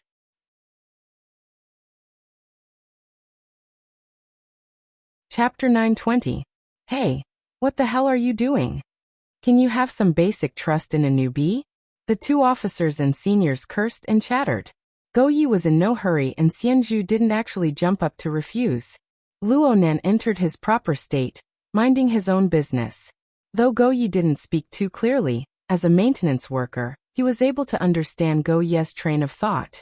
In fact, this was also Xianzhu's train of thought. The other machines weren't idle. No matter what was done, it could only fall onto the malfunctioning medical robot. So Luo Nan walked over after responding. He crouched in front of the Urgent 5+ battlefield healing machine that had no reaction at all. Fine granules flowed out from between his fingers. It was none other than the syncopator. This period of time was enough for Luo Nan to develop the habit of carrying a syncopator with him. He casually gave the machine on the ground a cut. Syncopator? Xianzhu's attention was drawn. He didn't care about bickering with Go Yi anymore. He grimaced in pain as he adjusted his angle on the ground. His cheek stuck to the ground as he turned his head to look. How is it? Go Yi asked. It's rare to see someone use a syncopator to make a diagnosis, and to do it so skillfully. Did I ask you? Go Yi gave him a sidelong glance. His actions successfully made Xianzhu's eyes glow with an ominous glint. But then he just bared his teeth and grunted twice. In the end, he couldn't help but raise his voice and directly ask Luo Nan. Kid, what's the result of the syncopation? Listening to Xianzhu's words felt like taking a pulse. Of course, the Heavenly Yuan Empire probably didn't have such a thing as taking a pulse. But the meaning just so happened to match. Luo Nan answered truthfully. The mounted needle knife module was struck by an external force. There is a conduction failure. It can be repaired. The central chip was probably affected by the forceful control. It has already been burned. It needs to be replaced. Go Yi clicked his tongue. Retribution? If you say you're infected, then so be it. Why the forceful control? The Urgent 5+ is equipped with a Faction 7 chip. It has 2 storage bases and has already been sent to the front lines. The replenishment hasn't arrived yet. Xianzhu sneered. Do you think I'm stupid? The Urgent 5 Plus was bragged when it left the factory. As long as it's within the range of the Jade Crystal Array, the Cloud Core can compensate with near-zero delay, as long as it senses and conducts. The system isn't completely finished. Are you sure you can't walk after burning a few broken chips? The smile on Go Yiyuan's face widened. Congratulations. You've been infected, but your brain is still fine. Do you have the blueprints? I'm talking about the configuration. When it comes to long-range functions, this is very important. The last sentence was directed at Luo Nan, and Luo Nan immediately responded, yes. Perhaps Luo Nan would need to flip through the concrete details of the mechanical structure of the equipment that the Earth Layer Patroller had been in his hands for the past few days. He would need to borrow the system to filter out the plans, but the configuration designs that were separated from the physical body of the equipment were imprinted in Luo Nan's memory. He could use them at any time without any hindrance. However, Luo Nan wasn't without problems. Reporting to the lieutenant. According to the treatment data, there are 2 indicators in the state of Sergeant Xianzhu's dynamo core that have already exceeded the limits of the moderately polluted region. Moreover, it is interacting with a portion of the neurotransmitter conduction. It is not stable enough. According to the drill manual, this has already met the standards of wartime disposal. Should we? Hiss. Xianzhu sucked in a breath of cold air between his lips and teeth. On one hand, it was a reaction to Luo Nan's words. On the other hand, it was a reaction to the instantaneous change in mood. The abnormal pulsation of his nervous system formed an effect. He was speechless for a time. Go Yi was quite calm and collected. Oh, you want to mount the neurosurgery module, right? This is in stock. It will be delivered immediately. Warm up first. Try to guide the Cloud Core to control it from a distance. Examine it. Come up with a treatment plan first. Luo Nan obeyed Go Ye's orders. He responded with a grunt, and more syntome particles flowed down between his fingers. They switched to a working state one after another. They revolved around the paralyzed robot on the ground. Not a single one of them made any substantial contact with the robot. But after circling and adjusting a few times, it was as if several incorporeal ropes were woven in the air. The medical robot became a puppet that pulled the strings. It swayed crookedly as it adjusted its posture. It used the fine adjustments of the all-terrain tracks to stand up once more. Soon this emergency 5+ battlefield healing machine, which was a bit like a mini-armored vehicle, started its self-examination program. Its internal sensing, conduction, and external function modules all made minute adjustments amidst the soft vibrations. The miniature repair probe hidden within the belly of the machine extended out. It wrapped around the already malfunctioning needle knife-mounted mechanical arm to carry out adjustments. The needle knife mechanical arm swayed left and right. It was a bit stiff at first, but its movements became smoother and smoother after a few seconds. Xianzhu switched his chin to rest on the ground. He sighed with emotion. So the 12th Equipment Department isn't full of big mouths after all. The Cloud Core compensates quite quickly. Go Yi didn't respond immediately. Instead, he stared fixedly in that direction. The smile on his round face faded a bit. Only when the emergency 5+ battlefield healing machine began to revolve in place and lock onto the direction of the target did he speak in a low voice. The problem is, I haven't approved the temporary compensation authority this toy requested from the Jade Crystal Array. Then hurry up and... Ha! Xianzhu's chin movement was too large, and he suffered a backlash from the floor. He nearly bit his tongue, but he didn't care about this. He followed up with a question. The Cloud Core isn't supported. Is this a freaking manual operation? The smile on Go Ye's face reappeared, and it grew deeper. Illegal operation. Just a little bit more. Xianzhu didn't understand what Go Yi meant for a time, but this didn't stop him from observing the medical robot's performance. Even though he already knew the root of the problem, in the eyes of an old maintenance worker, he was unable to distinguish the difference between the robot's movements and those of an intelligent program. That is, if the flying ants to the side were excluded. Could it be that I've encountered a genius of the precise control class? Then Xianzhu saw the healing robot, which was completely under Luo Nan's manual control. It had already locked onto Xianzhu as its target and was drawing closer to him. The tracks rolled over the ground with a series of faint sounds. The sounds passed through the floor, the chin, and the chest to penetrate the brain and disturb the heart. Stop! Xianzhu couldn't hold back from shouting.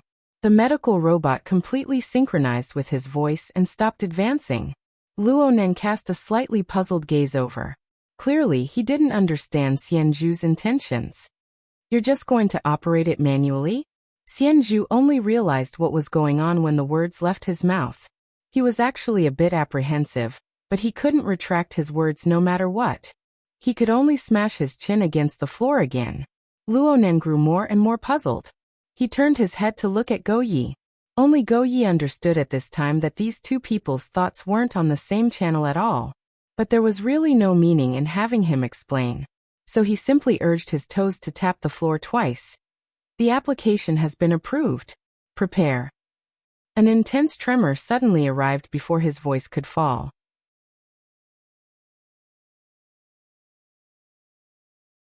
Chapter 921. Not to mention Go Yi and Xianzhu. Even Luonan had trained himself to turn a deaf ear and a blind eye to similar vibrations and impacts.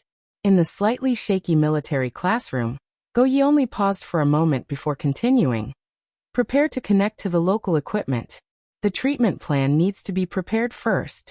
Luonan, the situation you mentioned needs to be added into the plan. There's no need to rush the operation. That's because you're not in a hurry. In his words, there was a reversal of logic. In short, no matter who spoke, he would refute. Go Yi didn't care at all. You can think of it as a symptom of your contamination. It's true that the front lines are allowed to deal with it urgently at the moment, but if it's not a situation that takes your life immediately, it's more appropriate to use specialized equipment at the back. After all, the internal growth of the dynamo core, one's life, one's future, and one's fate all depend on it. It's better to be cautious. Xianzhu chuckled coldly. As if you don't have a dynamo core. Go Yi supported himself on the ground with one leg. As if performing acrobatics, he shook his limbless, bald torso. I'm doing this to save my life. I'm fundamentally different from certain people who lack talent and confidence. Xianzhu's ferocious face turned green, so much so that the metal prosthetics sank into his flesh. At this moment, Luonan practically thought that he would jump up and give the poisonous tongue Go Yi a beating. But in the end, Xianzhu only covered his mouth and nose on the floor, and ordered in a muffled voice. What are you waiting for? Do you think my butt is sexy? Luonan went. Oh, but he didn't have the awareness of being a punching bag. He responded calmly. It's already done. According to the medical plan, it's recommended that we perform a preset signal blocking technique on the spot to prevent the nervous system from becoming chaotic and further deteriorating. Then we return to the 2 hive and perform a reset of the new dynamo core. Minor adjustments have been made to the plan for external injuries. There are basically no changes. What do you mean by going back to the second honeycomb? Maybe they'll kick me to the assembly line. Xianzhu was still using the floor to stifle his face, which corresponded to his emotions. Nothing he heard was pleasing to his ears, especially when another wave of tremors came from outside. The entire soil layer patroller was shaking more obviously, making him feel seasick as he lay on the floor. You're not going back? Are you going to stay on the front lines and cause trouble for others? As the superior officer, Go Yi was disinclined to pay attention to this sort of emotional reaction. He turned toward Luonan. Let's begin. You must remember this. The sinful poison contamination is a contamination of the rules. For the infected, the rules have changed. Things that used to be taken for granted will completely change. For maintainers like us, let's not talk about anything else. The most terrifying thing is when you use the best methods from the drill manuals and experience to deal with the problem, but the mistake will come out of nowhere, and it will appear as if you're just occasionally unlucky. In fact, the demons were born from these mistakes, and then rapidly expanded. Xianzhu laughed gloomily. Where's your poetry recitation? Isn't it shameful to do this? If the evil poison could be explained simply and clearly, I would have become a tenured professor at the Imperial University long ago. In the end, Go Yi couldn't take it anymore and retorted. Someone, do you want to paint yourself as a ghost? Or do you want us to pull you back? You're not the ones who can pull me back. In the end, I still have to go back and torment myself. With your position and ability, if it weren't for today's show, if Colonel Shengzhan were to glance at you from the corner of his eyes, I'd admit defeat.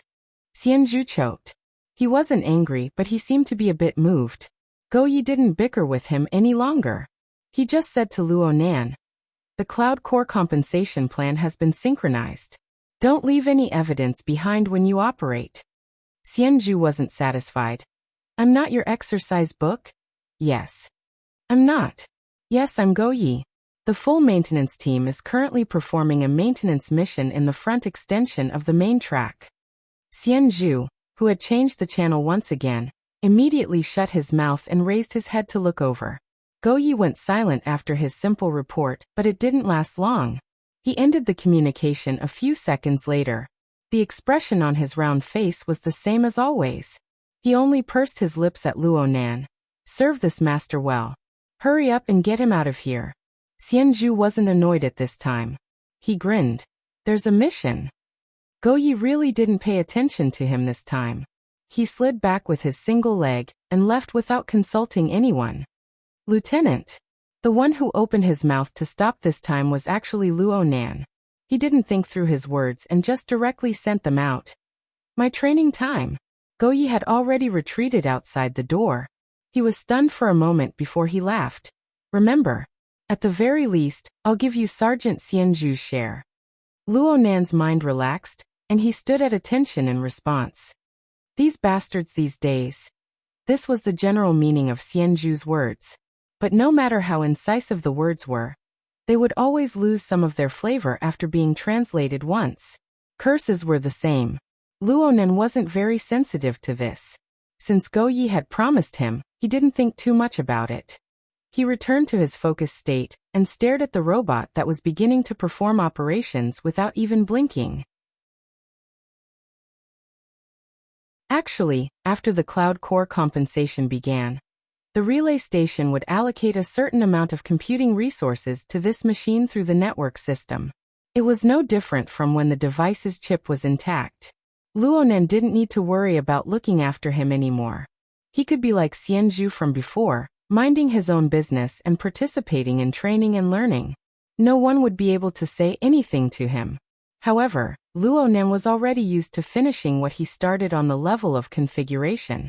Even though the work domain of the needle-knife mechanical arm was quite different from what he was good at, he still hoped to be able to see a corresponding change in the configuration. In addition, according to the confirmed treatment plan, there was still a mounting module responsible for executing the signal blockage technique that hadn't come. Officer Go Yi had left in a hurry just now and forgot to mention this matter.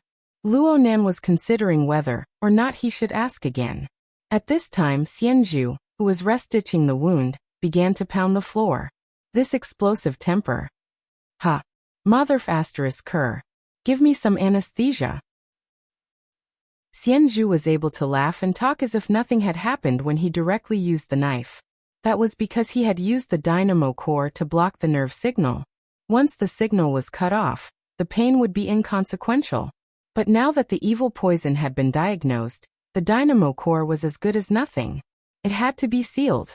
Xianzhu was able to endure for 20 to 30 seconds without making a sound under the needle, thread, and blade. Luo Nan didn't know if he was a tough guy or if he was slow. I'm sorry. I'm really sorry. Luo Nan promptly apologized, but what was the use of apologizing now? Luo Nan saw that Xianzhu's face was distorted. He needed to quickly block the transmission of pain. Drugs and the like wouldn't make it in time.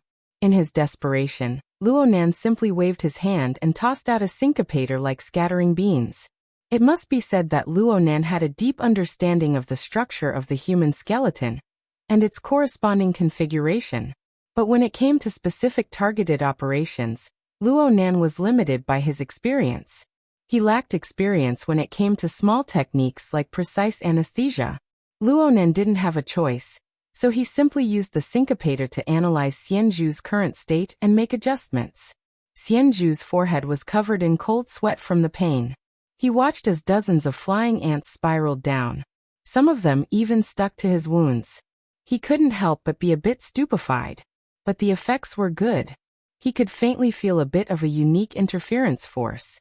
He heard the buzzing of the flying ants, and the intense pain that nearly tore his shoulder blade apart, but it was like a dream. He suddenly woke up from it and the pain disappeared without a trace. The pain and the cold sweat from the stress reaction quickly subsided, but his curiosity rose. He stirred up his tongue, which he had just bitten open, and he spoke over and over again. "Oh, this is interesting. Your hand looks familiar to me. You used the syncopator to adjust the configuration, and then used reverse interference, right? No wonder Goyi was talking about you.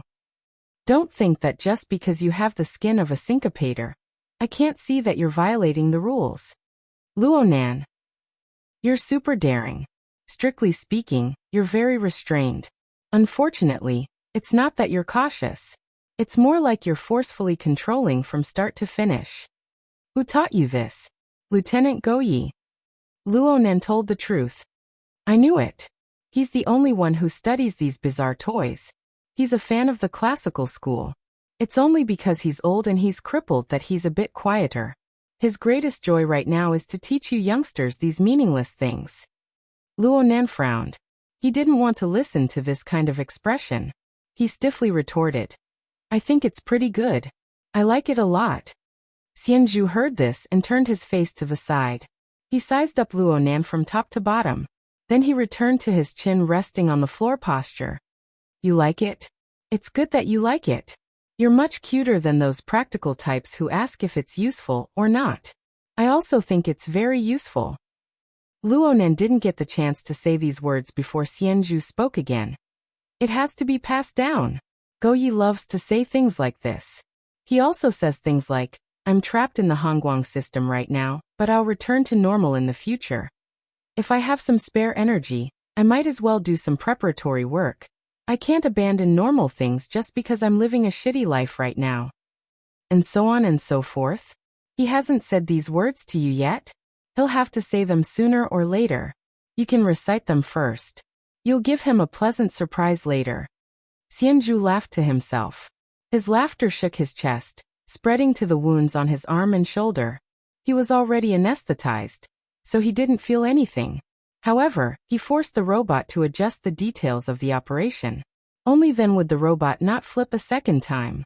Luonan subconsciously pressed down with his hand, not letting Xianzhu move recklessly. The door to the military classroom opened once more at this time. A multifunctional. It had been modified into a transport robot. Luonan saw the special mounting module for the emergency 5+ battlefield healing machine with a single glance. With this, the signal blocking technique wouldn't be a problem. As expected, Lieutenant Goyi was very reliable. Luonan let out a sigh of relief. He signaled the transport robot to move closer. Clang! The sudden noise didn't come from the military classroom. It came from an unknown region within the Earth Layer Patroller. Before Luonan could distinguish it clearly, another wave of vibration came over. It was more intense than the previous two. It was far too intense. This wave of vibration had an extremely strong continuity. It didn't seem like the usual intentional and intermittent eruptions. It was more like the firecrackers on Earth. They crackled and crackled as they connected. Of course, this magnitude was more than 10 million times heavier. Even the repeated explosions overlapped with each other. They quickly blended into a sheet of pure impact. They passed through the conduction of air molecules to crush the Earth Layer Patroller. The floor of the military classroom where Luonan and Xianzhu were located was already visibly slanting. The transport robot that was moving back nearly crashed into Luonan's chest. And after this great swaying, the entire Earth Layer Patroller seemed to be undulating and swaying amidst the waves of the sea. It looked like it would collapse at the slightest disagreement. Beep. All on-duty personnel of the full maintenance team, remain in your stations. Those who leave your stations must return within 1 minute. All maintenance activities must cease. The ship is about to enter a high-speed propulsion state.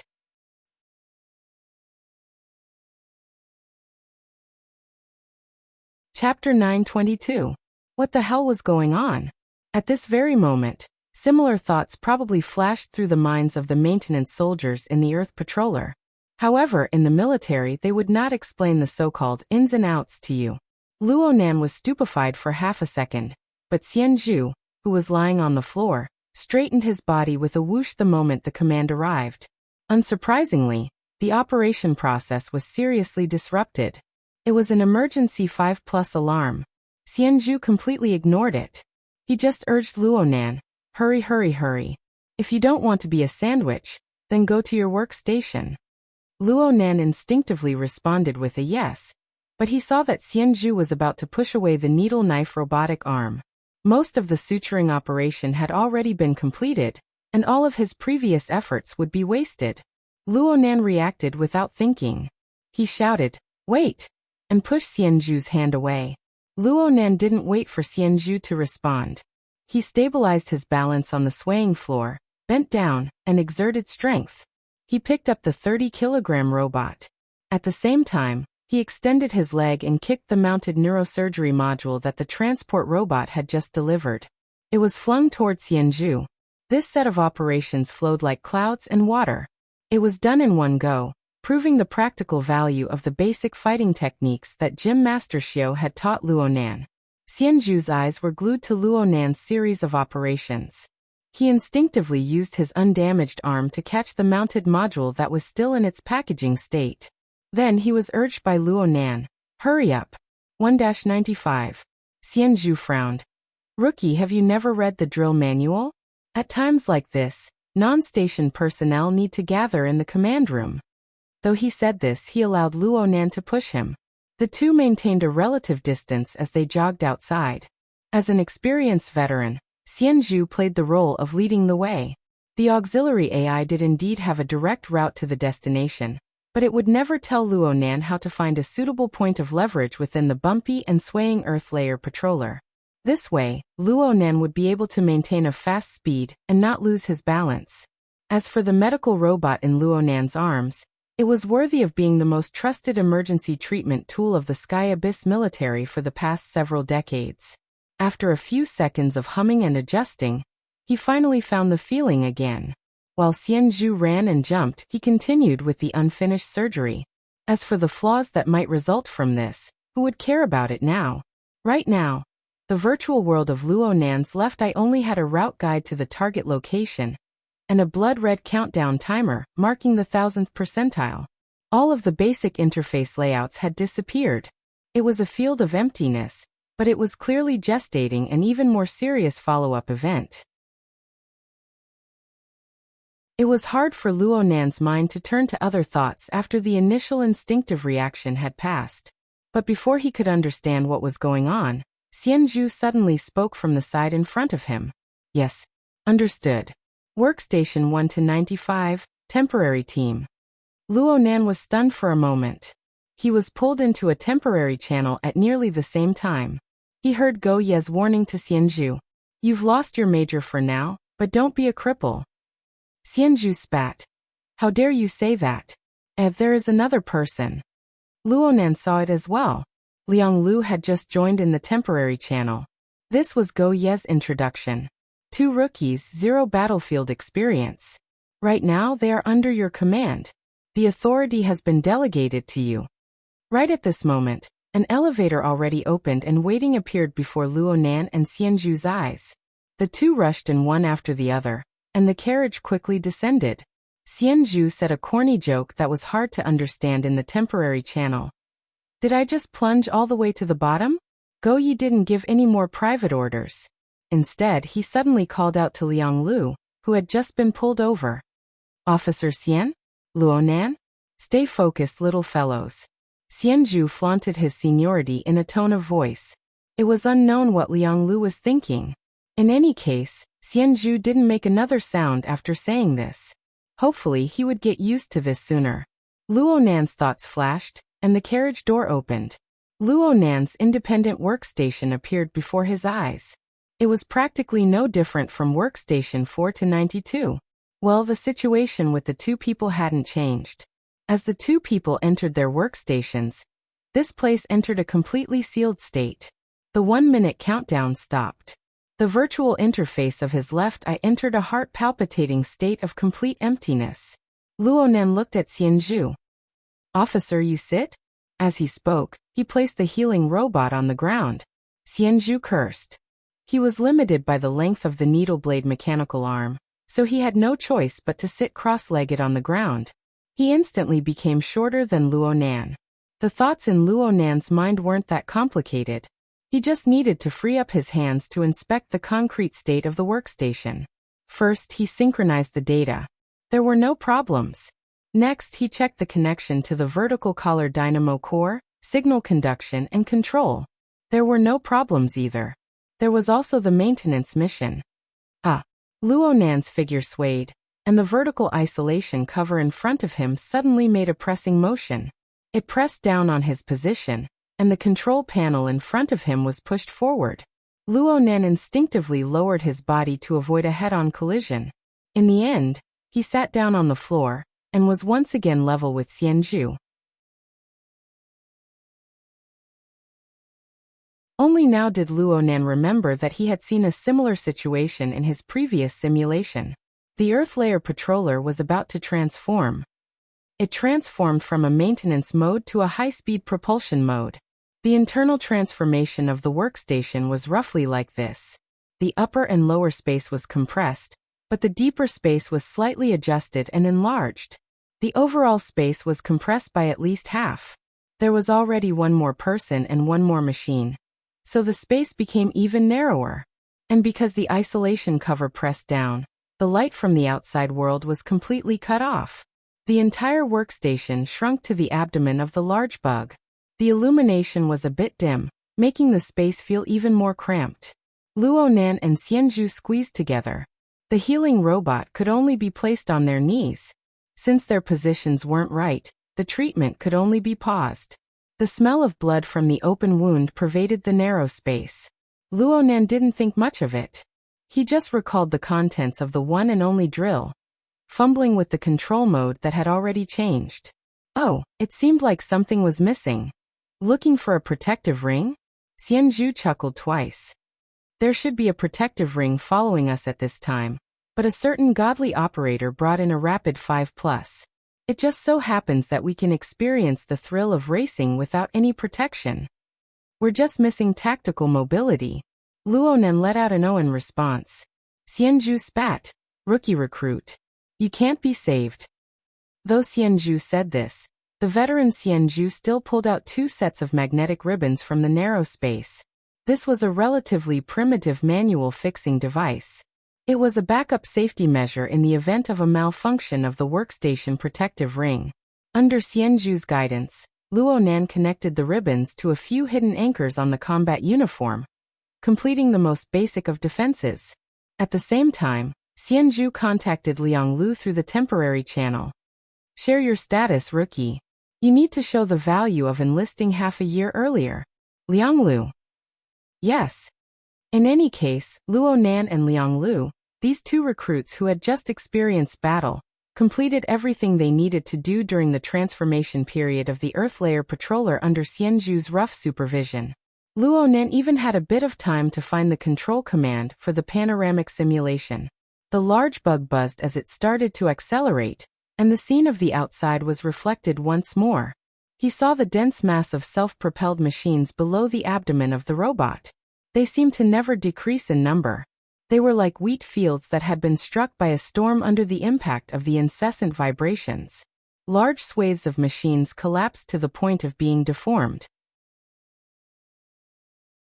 It was unknown how much work had been completed or nearly completed, but it had been reduced to 0. This could be considered a small sigh from a rookie maintenance soldier. Xianzhu didn't have this sort of emotion. He just swept a glance and reminded Luonan. Mission. Look at the mission in front of you. Luonan's left eye's virtual interface was synchronized with his words. A new scene jumped out on the walls of the enclosed cabin that had panoramic simulation activated. The 2 were completely the same. An animated demonstration of a long and narrow crevice appeared in the center of the area. The marked information was Perpetual Broken Rock Construction, Blueprint Number, GI-077. Then there was the shrinking and expanding surrounding area, as well as the real-time status. Luonan had the most complete architectural blueprint of the relay station stored in his mind. He was able to quickly discern that the location was below the frontline blocking position. It could be considered the outermost territory of the base. Xianzhu cursed vaguely. Infrastructure repairs during wartime. This small bug won't be able to fill it even if I stuffed 10 more of it. The Earth Layer Patroller was originally known as the large bug, but it suddenly became small. But there wasn't a single problem with Xianzhu's description. Out of the series of maintenance missions in the base, the one with the greatest difficulty and the highest risk factor was undoubtedly the maintenance of infrastructure. The infrastructure facilities of the base possessed the dual attributes of bearing and defense. They were certainly the most sturdy materials and the most reliable designs. It was fine if they didn't have any problems. But if something did happen, it meant that there was a huge problem with the defense system. The effect on other areas and the reaction from other areas were enough to make one's head swell. In terms of maintenance itself, many materials were used to repair it. There were many variables, and it took a long time. More importantly, the enemy wasn't a fool. How could they give you the chance to repair it calmly? Luonan pursed his lips as he stared at the mission icon. His eyes focused. How could it be broken? If this place was broken, wouldn't that mean that the space-time barrier? Return! Xianzhu smacked the back of Luonan's head with his palm. This time he was really ruthless. Even the surrounding vertical collar dynamo cores had a moment of signal chaos. Luonan turned his head in shock, but he saw Xianzhu staring at him. A layer of dense white light suffused Xianzhu's fierce face. Xianzhu looked at Luonan, but he also looked at Lianglu. Listen to my advice. Don't bring your brain. Right now, the ones whose brains are going to explode are logistics, Shengzhan, Hui, Tang Yan and the other knights. As frontline maintenance personnel, all you need to do is work properly. You guys can't seal off the holes in your brains. You want to be saviors, but I don't want to be a military judge. Beep. The notification sounded once more. The Earth Layer Patroller was clearly still moving forward. At most, it was slowing down. The workstation space had already begun to deform and reset. As the panoramic simulation warped and switched, Luonan saw the thick and heavy steel barrier in front of him. There was a thick crack that ran straight down. Luonan didn't know if it was an illusion of light, but the depths of the crack seemed to be filled and flowing with the light of fire.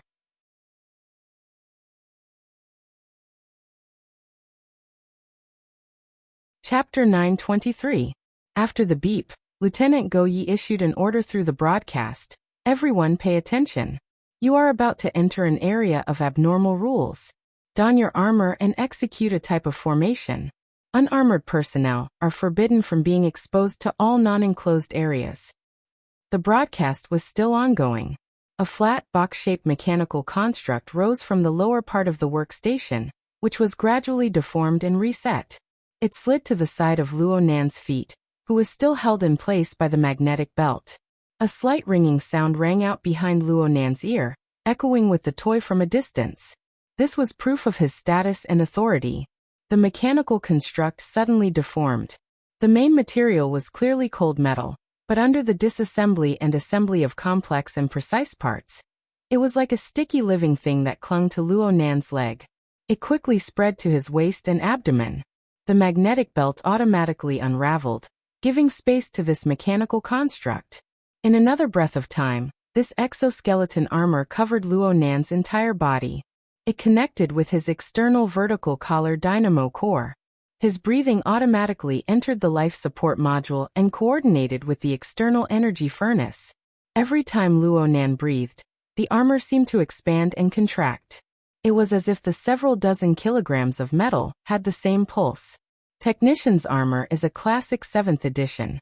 The attack and defense modules exist for the sake of maintaining its functionality. It's a typical example of a partner being happier than the user. Xianzhu gave a timely explanation from the side. As for Luonan, there were no changes at all. Don't doubt it. The so-called unarmored personnel is talking about me and himself. Xianzhu pointed at the operation that was still ongoing on his back. Needless to say, There was still the infected endogenous dynamo core that was bound to his nervous system. Under these circumstances, it might be safer for him to be an unarmored personnel. The workstation space had already been restored as they spoke. The slight tilt didn't affect Luonan at all. Luonan naturally stood up. The all-encompassing metal visor automatically enhanced with panoramic simulation. It transformed the light signals of the outside world into a form that people were accustomed to seeing. But it also marked a deeper level of analytical data. Therefore, Luonan saw and measured the size of the crack that was rapidly approaching before his eyes. In the end, Luonan was able to see it. The infrastructure module labeled Gen 077 was created through a microscopic biological community similar to polyps. It was fed with energy on a large scale. It rapidly multiplied, guided, dyed, metallized, and shaped. Its vertical height was more than 140 meters, and it was deeply embedded in the rock layer. Its width was more than 200 meters, and its thickness was a jaw-dropping 4 kilometers. In other words, this was an artificially bred mountain. Since it had been fed since it was young, it was possible to design it before it was constructed. During the construction, special guidance technology could be used to set up spaces and channels inside the mountain. Of course, what was more important was the required structure and energy pathways. The structure of the relay station's space-time fortress was closely related to these infrastructure modules, and they complemented each other. Just looking at such a colossus was enough to make one feel dejected. But now, an astonishing fissure was torn from the bottom all the way to the top, and it was from the outside to the inside. It pierced through the obstruction of light, allowing this terrifying scar to appear before Luonan's eyes. The Soil Patrol was a medium-sized maintenance platform. Even though it had shrunk after its transformation, it could still fit dozens of people. It was at least the size of a minibus. However, if such a platform were to be filled, it would barely be able to fill the crack at the bottom. Luonan immediately understood the meaning behind Xianzhu's words. Such an enormous project was absolutely not something that could be solved by a dozen or so maintenance soldiers. But here came the question.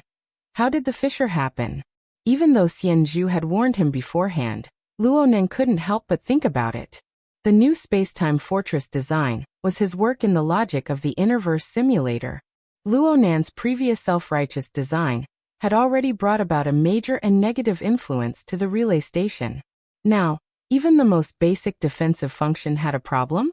Before Luonan could finish his thought, the Soil Patrol had already recovered to its working state. After a limited deceleration, it charged into the depths of the fissure. The number of photons passing through the isolation shield instantly decreased by several magnitudes, but it was still enough for illumination. As for the most eye-catching part, it came from the long trail of fiery light in front of Luonan's eyes. But at the same time, the two sides of the fissure flickered with specks of light. Some of them looked more like the cross-section of an electrical circuit. Luonan could even see lightning piercing through the air to connect to the two sides of the fissure. It was like a lotus root was broken and the thread was still connected. The Soil Patrol pierced through these leaping bolts of lightning. Luonan narrowed his eyes behind his visor as he looked at these things.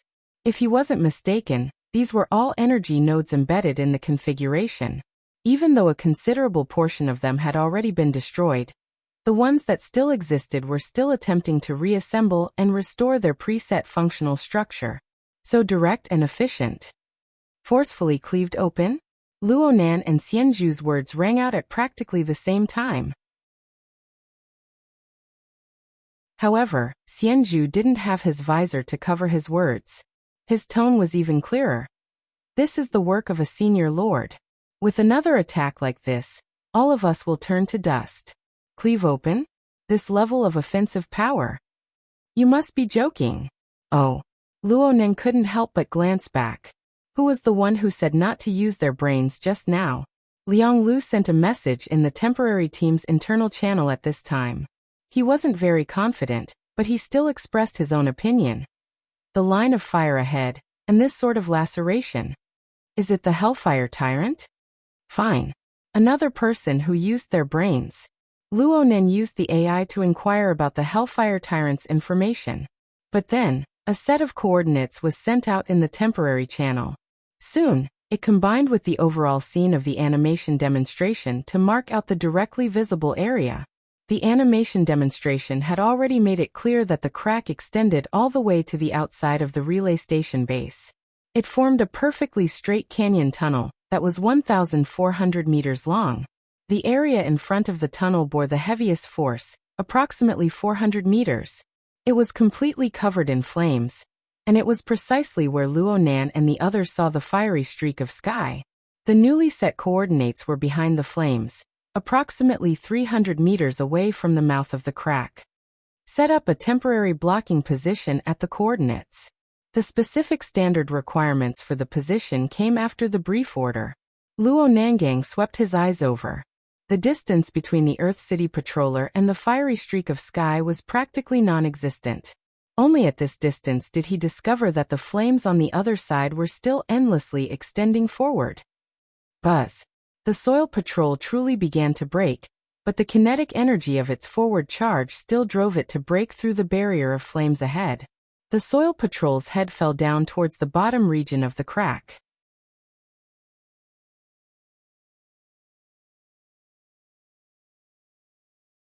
Chapter 924. Prepare for impact. Lieutenant Go Yi issued another command. Luo Nan, who was already wearing the exoskeleton armor, had over 10 methods to easily stabilize his body. He just turned his head to glance, and saw that Xianzhu was still held in place by magnetic belts. He relaxed and cast his gaze outside once more. It was at this time that he heard Xianzhu laugh. "This is the best viewing platform." Luo Nan didn't understand. His mind was already attracted by the leaping flames in the outside world. Even with the 2 layers of filtering from the metal visor and the isolation cover, the high-energy jet that gushed and flowed outside was still extremely eye-catching.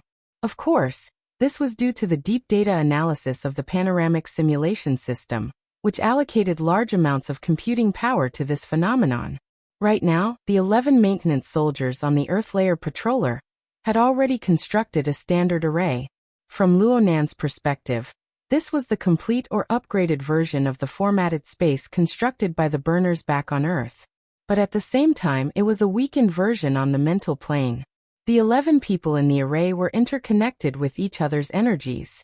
Even though they were more conservative in their use on the mental plane, they were able to closely coordinate and form a joint force with the support of the same system. Luo Nan, who had a relatively high level of cultivation in the mental side, was able to sense how strands of his soul strength were divided, converging into the tight structure of the array, and how it was used in an orderly manner. He had a similar experience when he was partnered with Liang Lu before, but that 2-person structure was far too simple. It was far inferior to the precision and standard he was seeing now. What's more, the flames were soaring and the high temperature of the external environment was 1,000 times more complicated and intense than the light pollution of the evil poison. The different operational rules inside and outside interfered and collided on the surface of contact. Even though Luo Nan's mental senses were severely restricted, he was still able to sense more valuable information. So much so that he nearly believed that the command issued by Lieutenant Go Yi to prepare for impact was issued on this level. Half a second later, the violent collision corrected the direction of Luo Nan's thoughts. The Earth Layer patroller, after having a limited deceleration, still fiercely smashed into the burning ground of the area of fire at a speed of at least 150 kilometers per hour. Arthropod number 1, which Luo Nan was on, and arthropod number 6, which was side by side, were located at the very front of the soil patroller's 3 sets of arthropod limbs. During the transformation and repositioning process, arthropod number 1 just so happened to be in a forward extending state. It was like the arms of a diver being extended forward. It was the first of all the modular parts of the soil patroller to make contact with the fiery ground. Luo Nan would never have imagined such a scene a few seconds ago. He looked at the flames pouncing on his face from outside the barrier, and the ground that looked as solid as steel. There was an instant when the speed and amplitude of his heartbeat definitely exceeded the normal range. But Luo Nan was just a hair too late. He was able to capture the highly coordinated configuration combination of the standard array, the Earth Layer Patroller, and the materials of the ground. He subconsciously said, "Oh." It was hard to tell if he was surprised, frightened, or pleasantly surprised. The violent impact reverberated back, and Luo Nan's armored figure pounced forward under the effect of inertia. He was just about to slam into the control desk when the standard array and the Earth Patroller's anti-collision program activated at the same time. Luo Nan's body seemed to have been electrified amidst the buzzing and vibrating sounds. His body felt numb from head to toe, but the impact force was enough to cause fatal damage to his internal organs when he slammed into the barrier. But it was dissolved layer by the electrified vibrations. Aside from a bit of dizziness and a bit of sweat, there were no other effects. The force that was impossible to dispel was derived from the standard array through the highly efficient impact conduction system. It extended into the mechanical structure of the Earth Patroller, and then it was derived from the outer armor. It formed a powerful howling whirlwind amidst the flames and the collapsed building materials behind the ship, which was still rapidly sliding and tearing the ground apart. It was an astonishing power. From Luo Nan's perspective, this set of hardcore standard array application technique of exerting force and dispelling force was truly astonishing. Oh, not bad. Your legs aren't weak. You can stand firm. Just this alone will make the vast majority of people eat dust behind your heels. Xianzhu still had the leisure to praise Luo Nan. It was just that his voice was a bit hoarse after speaking for a bit longer. He even coughed twice. It was clear that the impact of the hard landing just now was too much for him, who wasn't wearing armor. Luo Nan grinned. He didn't know why, but he was sweating quite a bit. Soon, a thin layer of sweat seeped through his body, and it was sucked dry by the lining of his combat uniform. He was as refreshing as ever, just a bit floaty. It couldn't be that he was so shocked that his legs went weak, right? Luo Nan was embarrassed to respond to Xianzhu's reaction. He could only shut his mouth. He wanted to turn his head to look at Xianzhu's situation, but Lieutenant Go Yi had already issued an order. Hurry, hurry, hurry. Install the docking module according to the temporary group.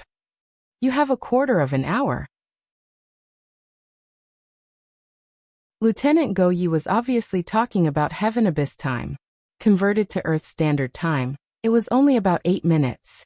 Luo Nan had never experienced such a battle before. He was a bit stupefied for a time. He didn't know where to start. At this time, Luo Nan could see Go Ye's good intentions in having Xianzhu join their group. As a veteran maintenance officer, Xianzhu's experience in this area was explosively rich. His mouth was reckless in making comments, but there was no lack of work that needed to be done. While Lieutenant Go Yi was urging them once more, he had already refined the tasks assigned to their group a step further, and assigned them to Luo Nan and Liang Lu. Number 1 and Number 4. Just right, one in front and one in the back. Don't panic. It's just digging earth and building a frame. The Earth Layer Patroller finally came to a stop after sliding for 70 to 80 meters. It had already torn a long, perfectly straight scar in the foundational material that was both metal and cement on the ground. However, its final stopping point was precisely the pre-constructed area of the blocking position, which was around 300 meters away from the front lines. It displayed the first-rate control skills of its operator. Right now, the Earth Layer Patroller was like a mole cricket half sticking out of the ground from Luo Nan's perspective. Its 6 limbs, front and back, left and right, were all plucking at the layer of earth. It endlessly expanded and flattened the foundation of the area where the ship was located. Of course, this sort of operation ultimately relied on automatic control. Luo Nan and Liang Lu were able to free up their hands after the earliest setup. They accepted Xianzhu's assignment and continuously took out all sorts of spare parts stored within the Earth Layer Patroller in between excavating the earth. They hoisted them to various designated areas. Luo Nan was inexplicably doing the work of excavating and hoisting, but he wasn't annoyed. This was because he was quite interested in the Earth Layer Patroller, the standard array, and the corresponding relationship between the configuration of the foundational modules used by the two. This sort of method wasn't like the space-to-point permeation technique that Liang Lu spoke of. It was more like a more pure problem of configuration. Though the Earth Layer Patroller unceremoniously cut open a portion of the surface of the tunnel area, the relationship between the two grew more and more intimate. As the blocking position was built, the two worked hard to become one. Luonan and the others, who were the controllers, used the standard array to play a clear role in catalysis. Because of this, the Earth layer patroller that plunged headfirst into the fiery zone was the same as connecting to the half-dead space-time defense configuration nodes within the foundational modules of the foundational modules in the fire-type law environment, bringing them to life. It was also like building a high-powered jammer and signal tower. It made the surrounding area of abnormal rules become less unified and coordinated. At the very least, the stability and sustainability of the fiery zone were clearly a bit chaotic in the surrounding area where the Earth layer patroller sat. Although it was said to be building a blocking position, it was actually doing the preparatory work for an overall repair. The commander in the back had a very clear mind. Luonan had a deeper understanding of the mission objectives assigned to him by Go Yi and Xianzhu. Under the premise of this understanding, he could be considered to know the how and why of the mission objectives. Slowly, the work on Luonan's hand began to speed up. It started around 3 minutes later, and he no longer needed Xianzhu to break it down in detail. Luonan knew what he needed to do when Go Yi made the arrangements. Later on, he could even make some preparations in advance.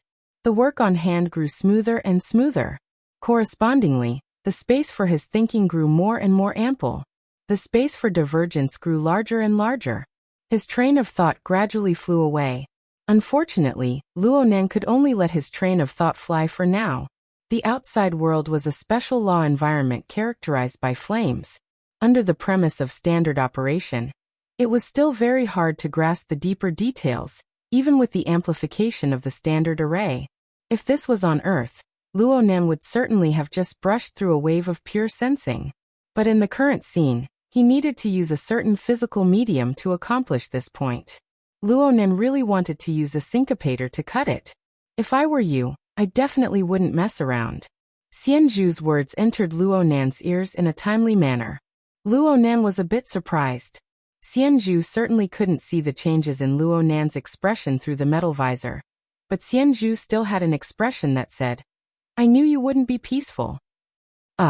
Only now did Luonan discover that there were already a few flying ants circling around his hand. Even he himself didn't know when they were released. That big rookie over there. His brain isn't listening, but his knowledge is enough. The Hellfire Tyrant. Speaking of which, youngsters these days have been raised too well in the Jade Crystal Array. Do they have no concept of the might of the sovereign domain? No, I'm just... it really is the Hellfire Tyrant. Luonan wasn't the only one who quickly got on the right track. Liang Lu, who had a solid foundation in the domains of configuration and creation, had already adapted to the work on hand. He was able to divert his attention to participate in the discussion. Xianzhu grinned. He grabbed the needle-knife mechanical arm that had just left his shoulder after completing the treatment. He performed a quick disassembly before smashing it towards Luonan's face. "If you want to die, then King Chop. I won't have to waste time collecting your corpse. You better remember the following external work."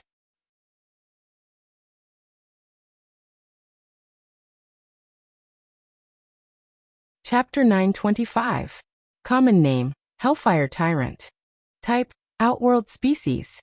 Danger level, Calamity. Uncontrollable restlessness. Born in an extremely harsh special spacetime environment. Once it enters the local spacetime, it will rapidly decline. It has no concept of friend or foe. It must constantly kill and seize life force rich in restless emotions in order to maintain its survival. Only after seizing enough life force and completing a temporary transformation will it stop killing and enter the nearest star to use fusion energy to leave. Output: Hellfire Gray Crystal, etc. Case study. Note: any Hellfire Tyrant that enters the local spacetime at its peak is undoubtedly at the Great Sovereign level. It possesses the most top-notch explosive lethality of its level. The auxiliary AI displayed the basic information regarding the Hellfire Tyrant in the virtual world. The last paragraph was highlighted in bold and highlighted in red as a reminder. Was this giving him, the designer of the new version of the Spacetime Fortress, some face? It was reasonable that the space-time fortress was unable to withstand the most tyrannical eruption of a powerhouse whose concept was unclear for the time being. What the hell? The only thing that was clear right now was why the opponent didn't strike while the iron was hot after the world-shaking first strike, and expand the results of the battle. It wasn't that he didn't want to, it was that he couldn't. The stream of flames that remained within the fissure tunnel was most likely the embers of the Hellfire Tyrant's most powerful level of power that had appeared out of nowhere. Luonan grinned. The sound of the needle-blade mechanical arm smashing against his visor still seemed to reverberate in his ears. Officer Xianzhu was truly angry at that moment. It was for no other reason than that Luonan dared to stroke the tiger's whiskers of a great sovereign-level outworld species. Luonan attempted to use the syncopator to touch the deeper source of power in the extremely dangerous environment of abnormal laws. If Luonan really did it, he wouldn't be the only one who would suffer the backlash. Everyone who had formed the standard array with him would.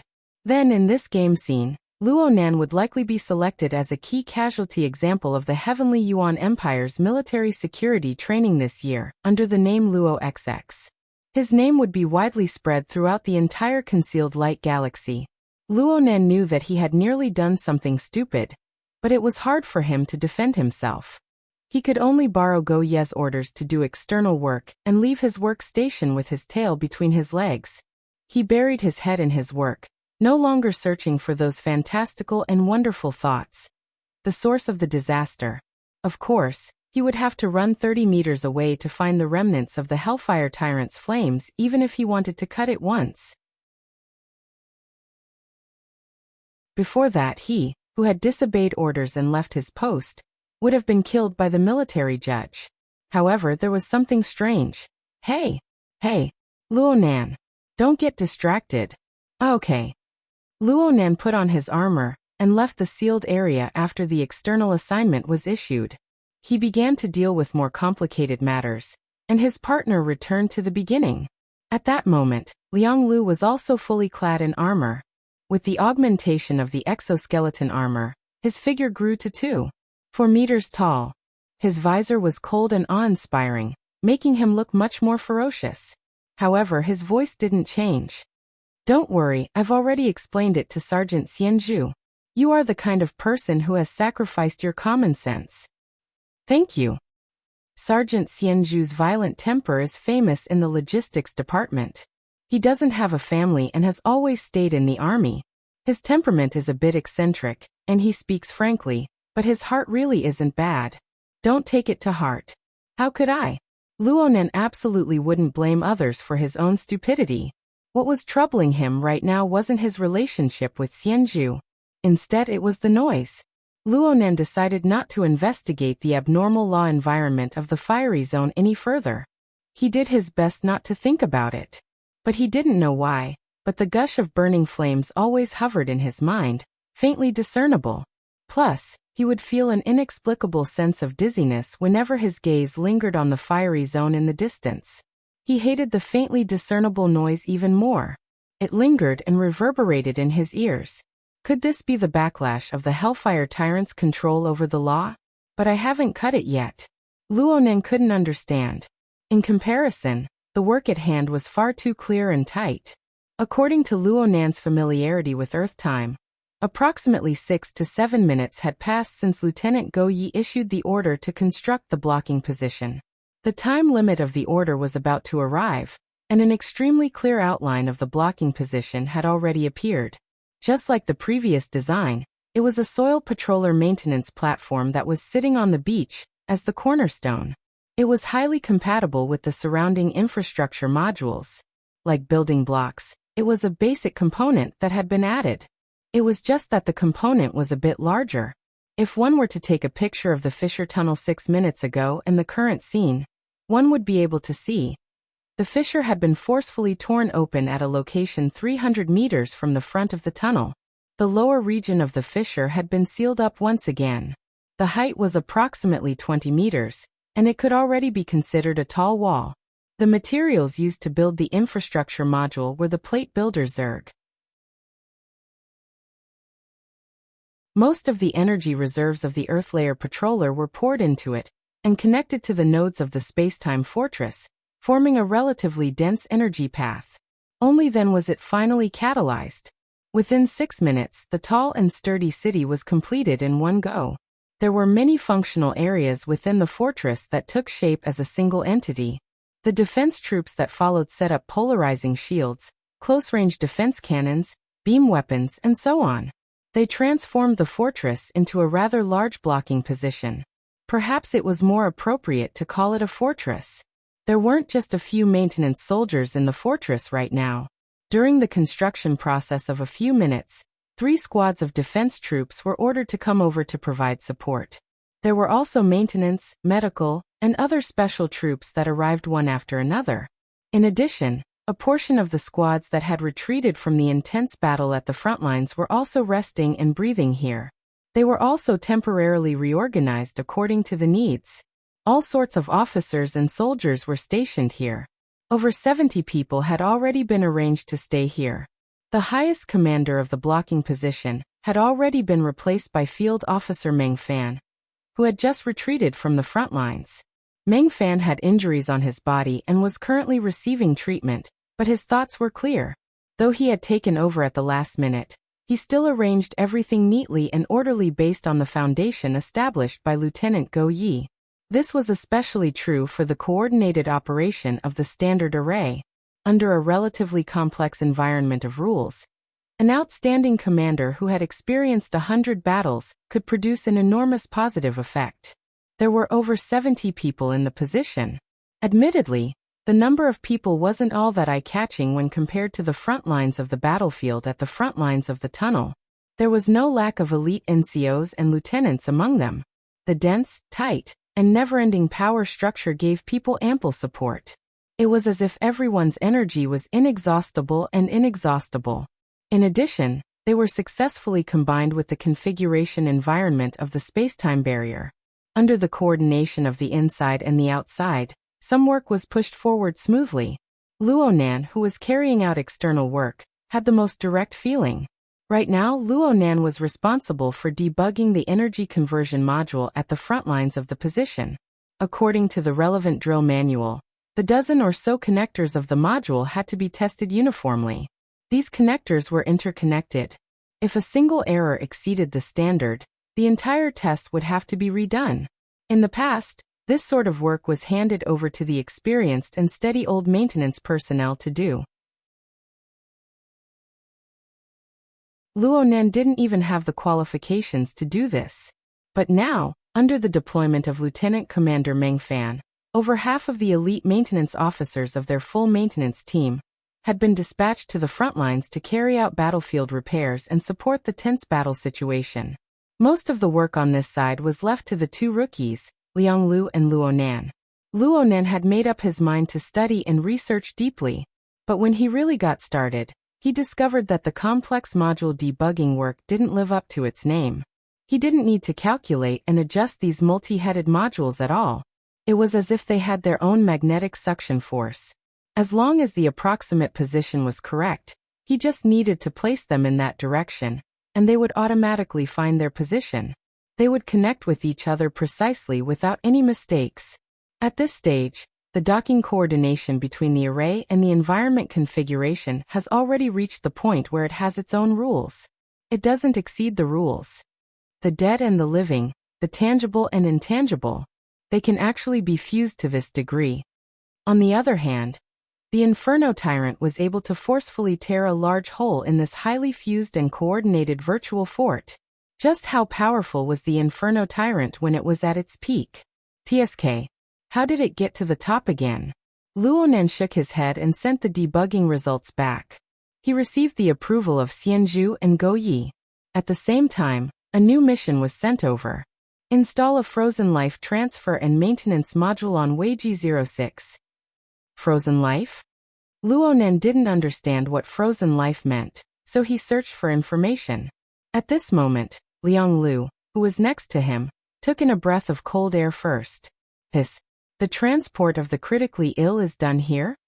The fissure tunnel had been forcefully torn open under extremely unexpected circumstances. It was admittedly a shortcut that led directly to the interior of the relay station base, But it wasn't on the planned route. Naturally, there was a special shortcut for transporting the wounded. Well, this wasn't the first time. Meng Fan and the other frontline troops were stationed here, and more details of the situation were transmitted back. According to the current understanding of the situation, a portion of the front lines had collapsed due to the sudden appearance and attack of the Inferno Tyrant. The minions of the magnetic mica jellyfish took advantage of the situation to press forward. They took advantage of the distortion and damage of the space-time barrier to break into the core region of the front lines. Sir Shi Yuan, who was commanding the front lines, reacted quickly and decisively. He used the configuration design of the front lines and the support of the standard array to forcefully push his cultivation to the level of a senior monarch in a short amount of time. He resisted the wanton slaughter of the Inferno Tyrant and waited for the enemy's strength to decline. Of course, this had enormous repercussions. Aside from the effects Sir Shi Yuan himself had suffered, the front lines were also affected by the aftermath of the confrontation between the strong, forming a state of chaos. Anything could happen in chaos.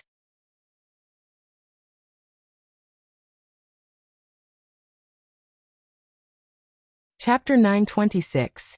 Weiji 06 was located at the edge of the original infrastructure module of the blocking position fortress. It was a special passageway for entry and exit, similar to the role of a city gate. However, it was impossible to pass through medium and large-sized vehicles, so the transfer of the freezing device became inevitable. Under the special rules and environment, all orderly and precise work would obtain considerable bonuses. The difficulty of simply installing the module was not high, and the progress was extremely fast. Plus, there were 2 senior maintenance personnel, with the most experience in the blocking position. They were remotely commanding and guiding, so Luonan and the others could calmly discuss the technology of the freezing device and the corresponding gossip. Is it a device similar to time freezing? How can it be that exaggerated? It's just an instant freezing into a state of imminent danger. Plus, it's impossible to use it without a certain foundation and prerequisites that are extremely expensive. Liang Lu's family background was decent. For him to say something like, extremely expensive, the price of the so-called prerequisites could be imagined. Luonan went, oh.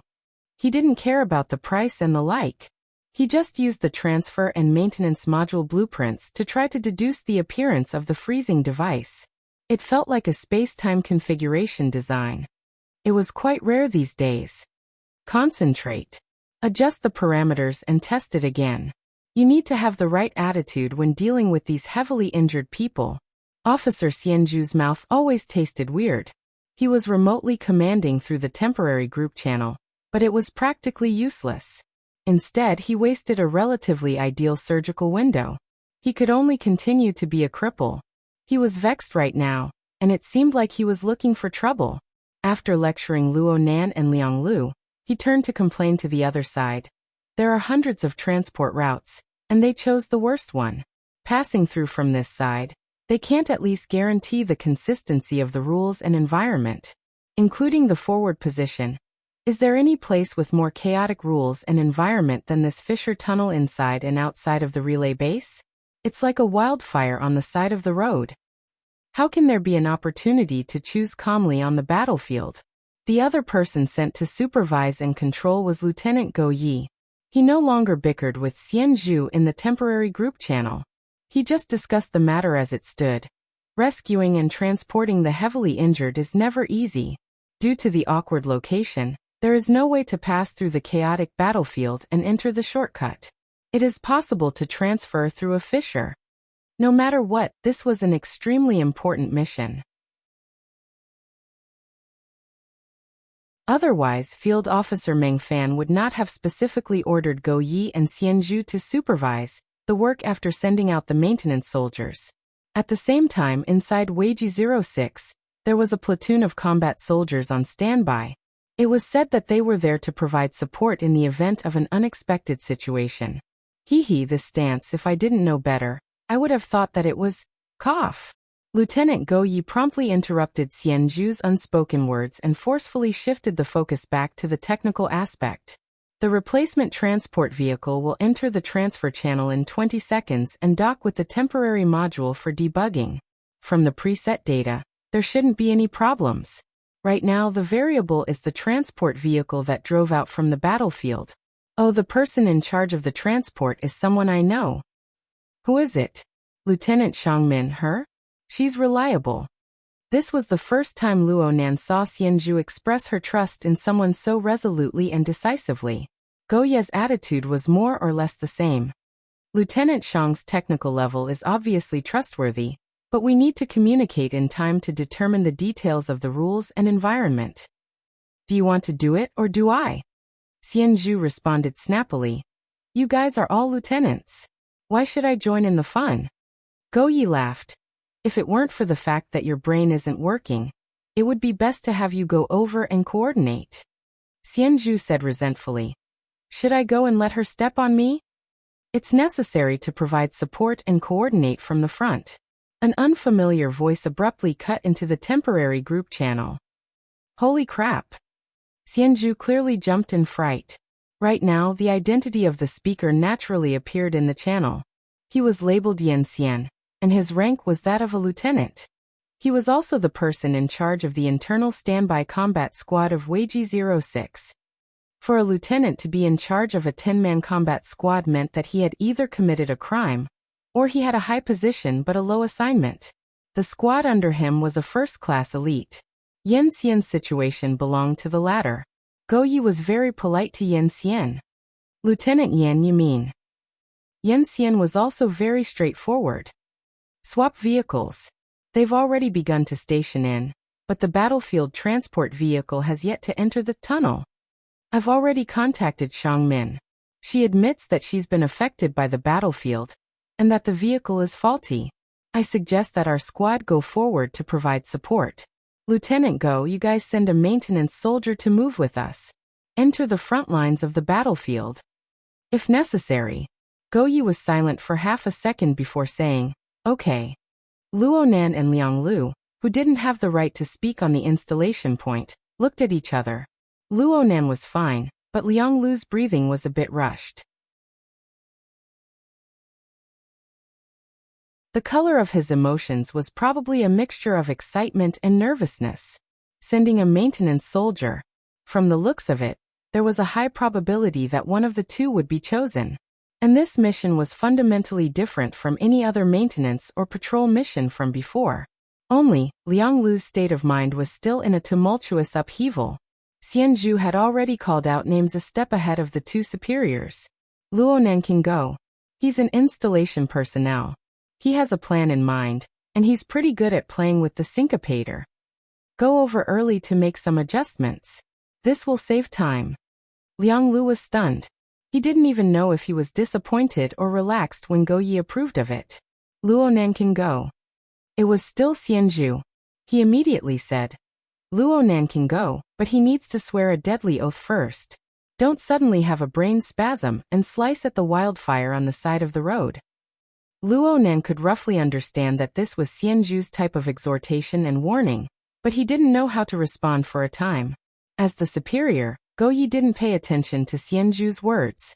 After a breath's worth of time passed, Go Yi suddenly spoke out of the blue. The news just came. Heiner is gone. Zoom isn't doing too well either. Xianzhu didn't say anything, but Liang Lu, who was next to Luo Nan, said, Petty Officer Heiner. Luo Nan had a bit of an impression. Heiner and Zoom were both members of the full maintenance unit. They were also veteran maintenance officers. They had been dispatched to the front lines to do wartime maintenance early on. Luo Nan had never met them before. It wasn't to the extent of being sad. But these two familiar yet unfamiliar names suddenly weaved together into an ominous tune. It was more realistic than any warning on the eve of a mission. Only the sound of the voice could be heard in the channel, but no one could be seen. Go Ye's tone was flat, and he brushed this off. He only said to Yan Xian, We're already on our side. Literature building.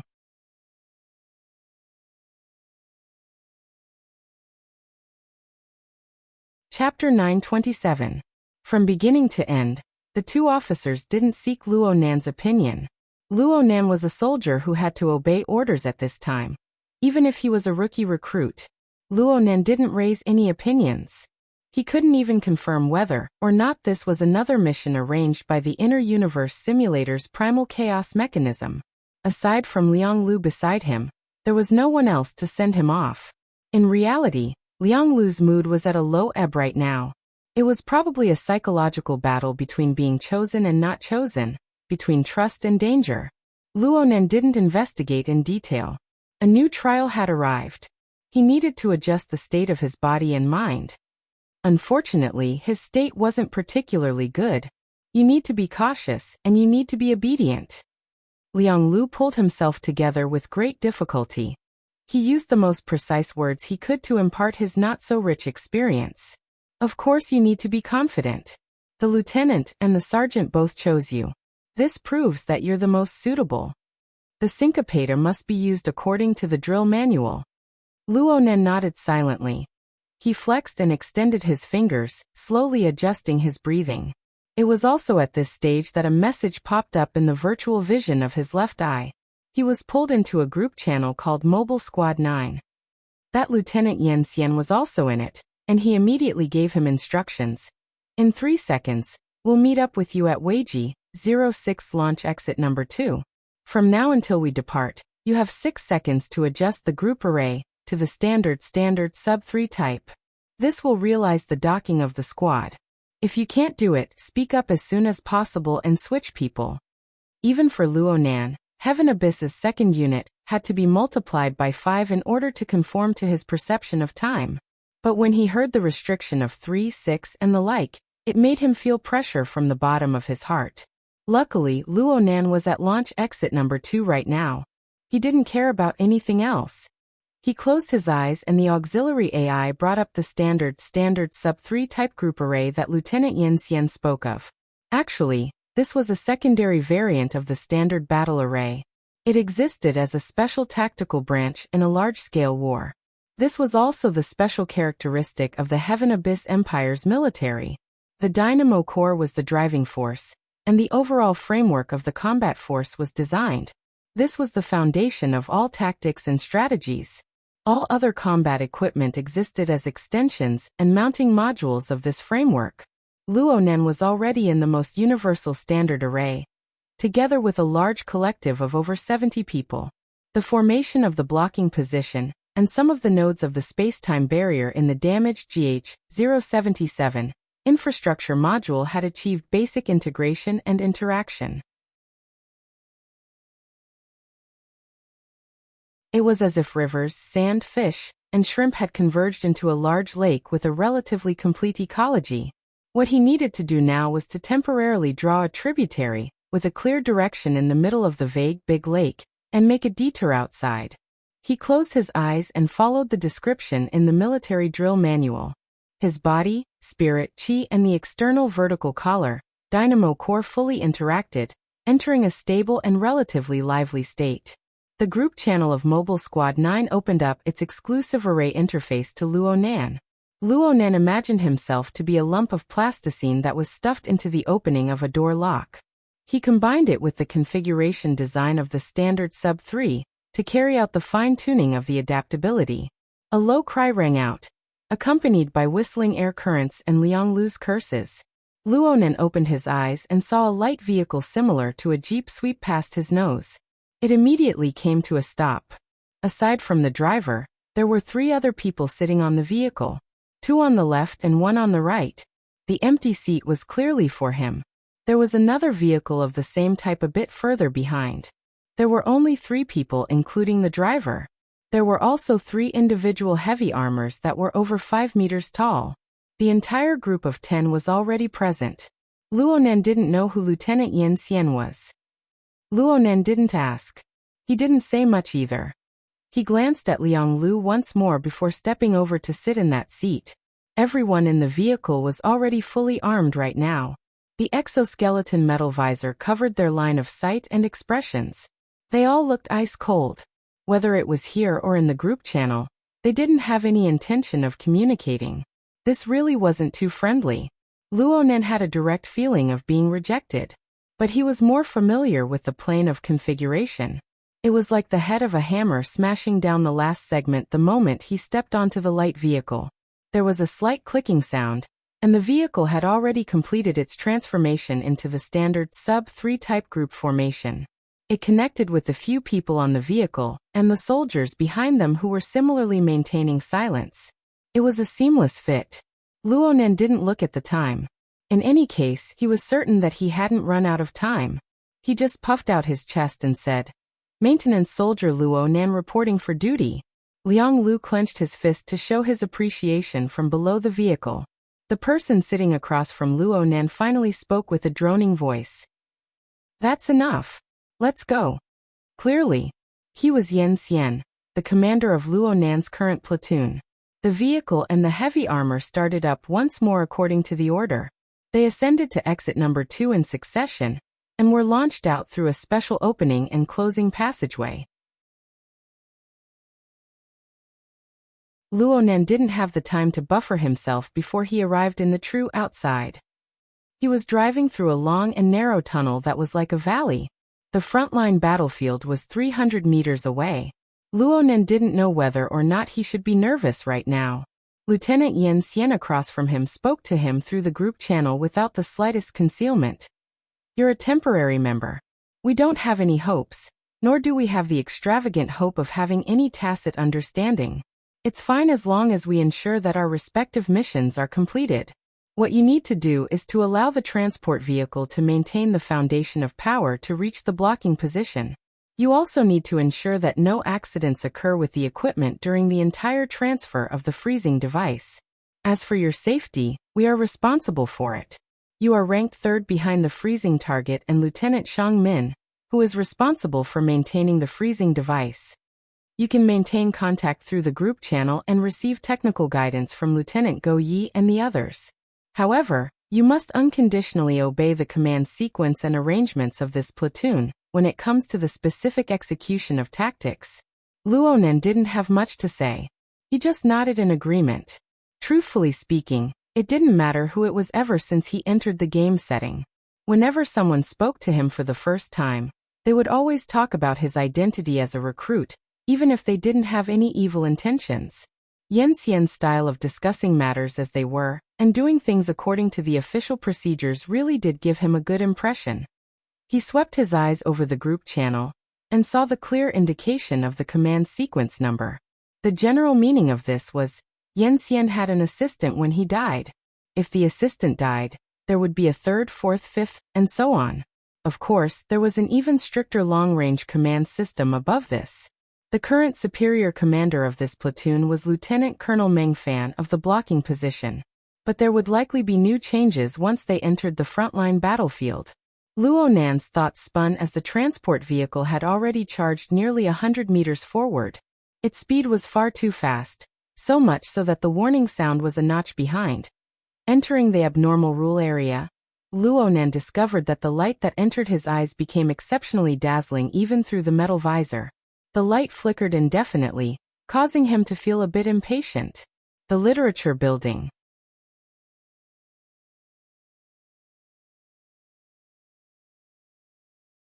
Chapter 928. The Remnants of the Domain Laws of the Hellfire Tyrant. Luonan was not shocked. Instead, he was happy. Luonan wasn't particularly familiar with things like rules and domains, but he wasn't unfamiliar with them either. He was at the level of I know, I've experienced it, I have a general understanding of it. But I'm unable to give a lecture. If fighting with extraordinaries and wandering through the misty labyrinth could be considered as experiences on Earth. Regardless, Luonan was very interested in these things. He knew that grasping the domain laws and skillfully using them was the threshold he needed to cross in order to raise the level of his configuration ability to the next level. What's more, the stimulation these things gave him was so obvious in the game scene. Moreover, it wasn't just stimulation for Luonan himself.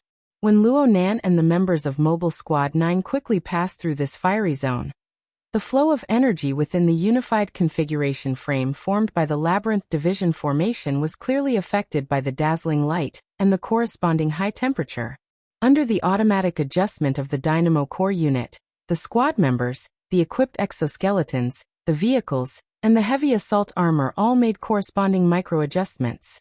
The machinery bore more pressure, consumed more energy, and weakened the powerful heat radiation of the outside world. At the same time, the relevant personnel needed to ensure the work efficiency of the internalized or mounted dynamo core. They had to cooperate in the frame state of their body and soul. This was only on the material plane. What Luonan saw on the configuration plane was much more complicated, but it was also much more straightforward. Luonan suppressed the urge to chop it. He used a method that was not out of line to observe seriously. But the problem was that the order was just that. On the level of details, no matter how seriously he looked or how much effort he put in, he could not see it particularly clearly. Luonan had guessed that it might be due to the limitations of his mental sensing mode when he was far away. But right now, he was riding a light vehicle that simply ran over the fiery zone. The standard battle formation was in direct conflict with the remnant laws of the Hellfire Tyrant. What he could see was still limited. This was by no means the interference of the dazzling light. What truly troubled him was the feeling of fuzziness after the dazzling light. It was like a mosaic patch caused by the low resolution. In short, the picture was blurred. What was going on? Was it the natural influence of the domain laws of the Hellfire Tyrant? Or was it the limitation of his observation ability? Or was it a problem with the inner universe simulator? Luonan had faintly captured a link that he had overlooked before, but he didn't have the time to do further analysis before the 300-meter canyon formed on the GH-077 infrastructure module flashed past. Just when Luonan believed that his squad would directly charge out of the fissure tunnel, the light vehicle suddenly came to a stop. At the same time, Lieutenant Yen Xian issued a tactical order in the squad channel.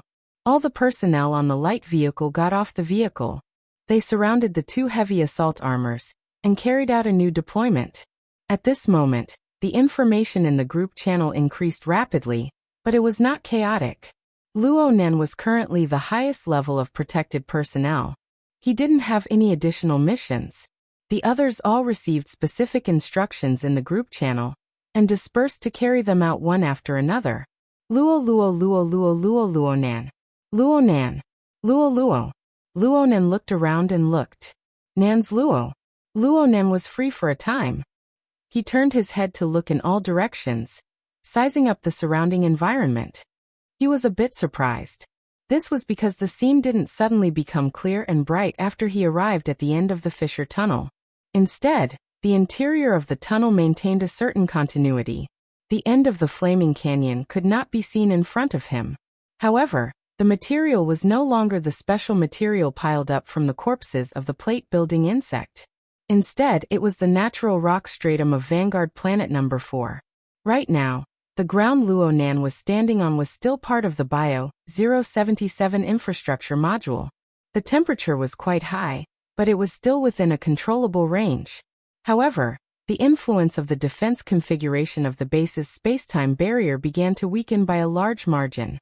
The dazzling flames of the Hellfire Tyrant wreaked more and more havoc. Not only was his line of sight severely obstructed, the ground and the rock stratum on both sides seemed to be warping and melting under the high temperature. There were even some magma-like viscous streams of fire flowing through the cracks in the precipitous walls.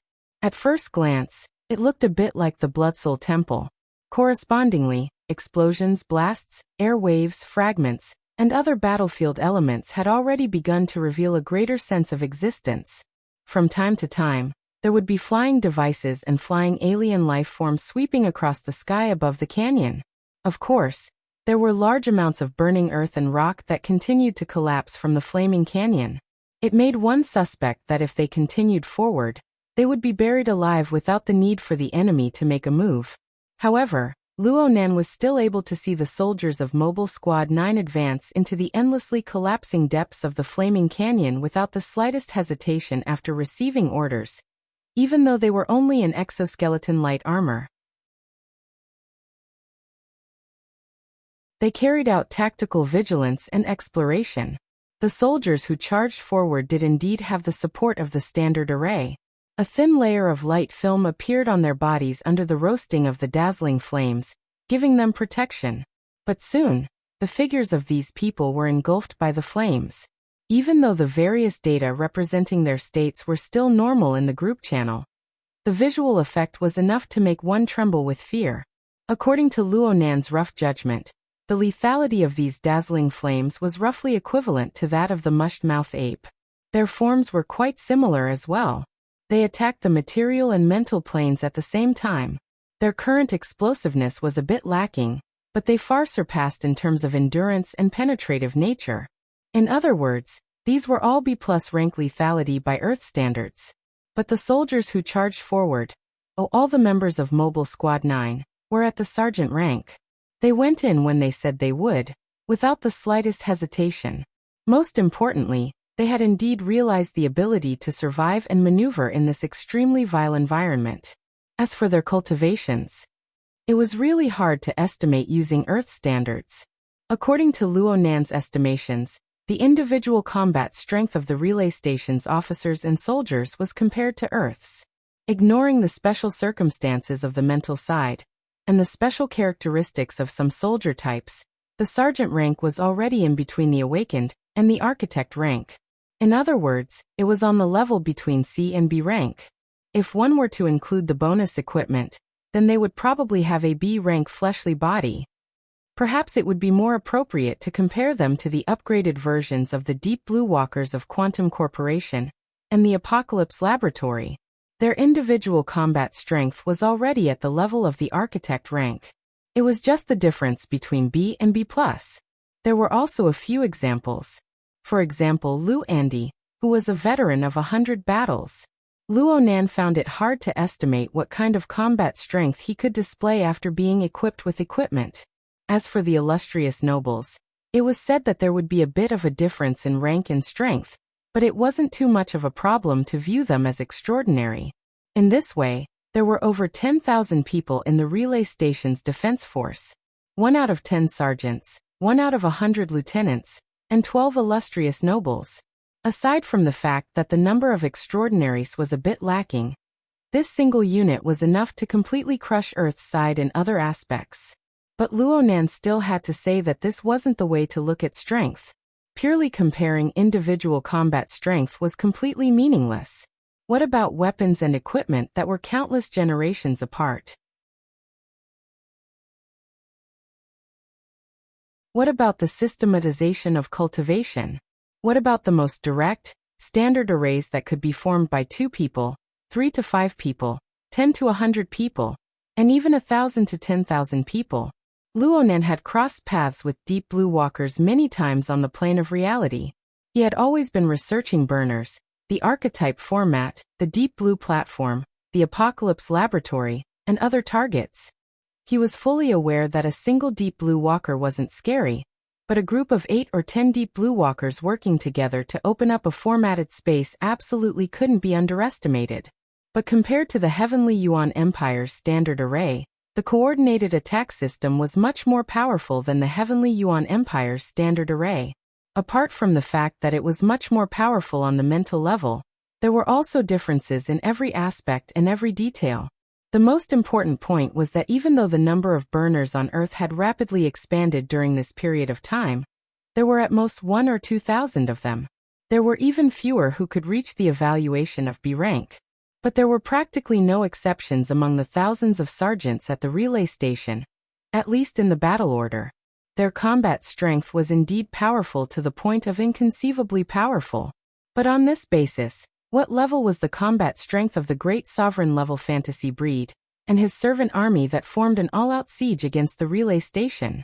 Needless to say, on an even broader plane, in the endless era of movement that spanned hundreds and thousands of years, super-powerful beings like Lord Zhanhe, Great Sovereign Chang Yishuan, and the gods of the heavens simply exceeded the scope of his rational imagination and construction.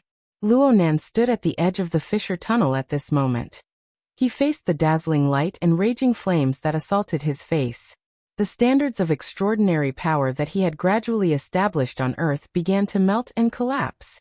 At the same time, a tender sprout of curiosity and thirst for knowledge was frantically absorbing nutrients within the shattered ruins. It grew rapidly, so much so that some of his thoughts, which had gradually subdued in the collective environment of strict military rules, began to stir once more. They popped. And it was at this time that Lieutenant Yan Xian suddenly called out to him. Luonan. Yes, Lieutenant. Luonan thought that the operation was about to begin, but he didn't know that he had pulled Yan Xian into an impromptu chat group. Go Yi and Xian Zhu, who acted as technical instructors, were already here. There were also two other people. One was Lieutenant Shang Min, whom Luonan had just heard of, and the other was called Damo Luan. He was also a lieutenant. Luonan was the smallest of them all, but no one paid attention to these details right now. The chat group interface was spread out with a simple diagram of the current situation on the battlefield outside. It was extremely intuitive. From Luonan's point of view, it was like he was facing a chessboard. His perspective cut in from the parallel direction of the Chu River Han boundary. The two flanks were the battlefield of intense strangulation. The green dot of light that marked the transport vehicle could barely be considered to be the left edge of the Chu River Han boundary. It roughly crossed the position of the Zhu Lin boundary, and advanced with difficulty. There were still at least 2 squares of distance before Luonan, and the others could successfully jump out of the chessboard.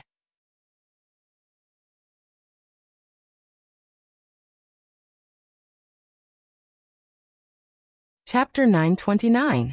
Luonan saw the map of the battlefield situation, but this didn't mean that he had to, or that he had the qualifications to think about this. The officers who had entered the conversation group long before him had more or less analyzed the situation. What Luonan needed to do next was just carry out the orders. Oh, due to the special nature of technical work, he needed to do some homework in advance. He needed to make some basic judgments. Otherwise, he probably wouldn't even have the chance to enter the conversation group. The Heavenly Yuan Empire was known as an empire. Under most circumstances, the hierarchy was very strict. Luckily, Go Yi, who had recommended Luonan to participate in this operation, took great care of him. This is the transport vehicle's structural diagram, the mounting module diagram, and the design diagram of the freezing device. Both the configuration and the machinery are present. Also, this is the current real-time self-inspection status of the transport vehicle. There is also the list of spare parts and maintenance plans that Officer Xianzhu and I have determined based on the above information. A portion of this has already been carried over by Mobile Squad 9. The rest will be delivered by the Battlefield Supply Department at a fixed point after confirmation. Luonan instantly received a large amount of information. He also received Lieutenant Go Ye's complex and meticulous train of thought on this matter. He was quite embarrassed by this. Compared to a veteran maintenance soldier like Go Yi, Luonan's train of thought was a bit too straightforward. He had come over with his head down, completely neglecting the spare parts and maintenance plans. Even if he reached the transport vehicle, would he have to use his teeth to fix it? Xianzhu also spoke. Basically, you can follow this, but you need to pay attention to the basics. In this damned place, unforeseen events can happen in the blink of an eye. Plus, some people have chosen a tactical route. Basically, they are aiming for the unexpected. Shut your mouth. We've already delayed for a quarter of an hour. Even if we delay for 10 more seconds, the entire operation will be pointless. Lieutenant Damo, who Luonan had never dealt with before, sounded extremely irritable. Luonan was even able to hear some explosive noises from deep within. Could it be that this Mr. Lieutenant was still in the middle of battle? Luonan couldn't get angry at such a person. Soon, a slightly raspy female voice rang out. Damo, your opinion and attitude have already been made clear. You won't change it. Then concentrate on doing what you need to do. The flank has taken another hit. Tisich. The short words had yet to finish when the chat interface already displayed the words, Shang Min has kicked Damo out of the conversation group. This big sister lieutenant was really straightforward. Luonan couldn't help but think of Go Yi and Xianzhu's trust towards this female officer. They even felt fear. Just as this thought flashed through his mind, he heard the voice again. Now the inner magnetic coil on the left side of the car body is broken, and the energy storage tank is giving an alarm. What should we do? Go Yi immediately said, You only need to. I'm asking the maintenance soldier who's about to board the train. Only now did Luo Nan realize that this big sister lieutenant officer was coming straight for him. But what could he do even if he knew? He had never come into contact with transfer vehicles before, and he had only obtained the relevant blueprints and information for a few seconds. How could he come up with a plan? Speaking of which, how many days had it been since Luo Nan was asked to the point of being tongue-tied when it came to professional knowledge? It was precisely because of this experience that he was about to forget that he became more and more useless. His face flushed red and even felt a little hot. Officer Shangmin's tone was a bit cold when she asked Luo Nan a question. Perhaps those two cripples sent you because they had more thorough considerations. But I believe that before you board the bus, the most important thing you should do is... All I have to do is make up for it. Holy crap. Luo Nan immediately thought of Officer Damo's fate. How could he not know what he was facing? In this instant, he wasn't thinking about begging for mercy or a reprieve. Instead, he was thinking about something that was especially important to him. It should have existed alongside the battlefield situation diagram, but it wasn't reflected in the diagram. Luo Nan's voice moved, and something popped out in his mind. I want the real-time route of the transfer vehicle and the monitoring diagram of the surrounding spatial barrier configuration. Only the heavens knew whether or not the words he had hastily organized could be conveyed properly. In any case, Luo Nan had already been kicked out of the conversation before his voice faded away.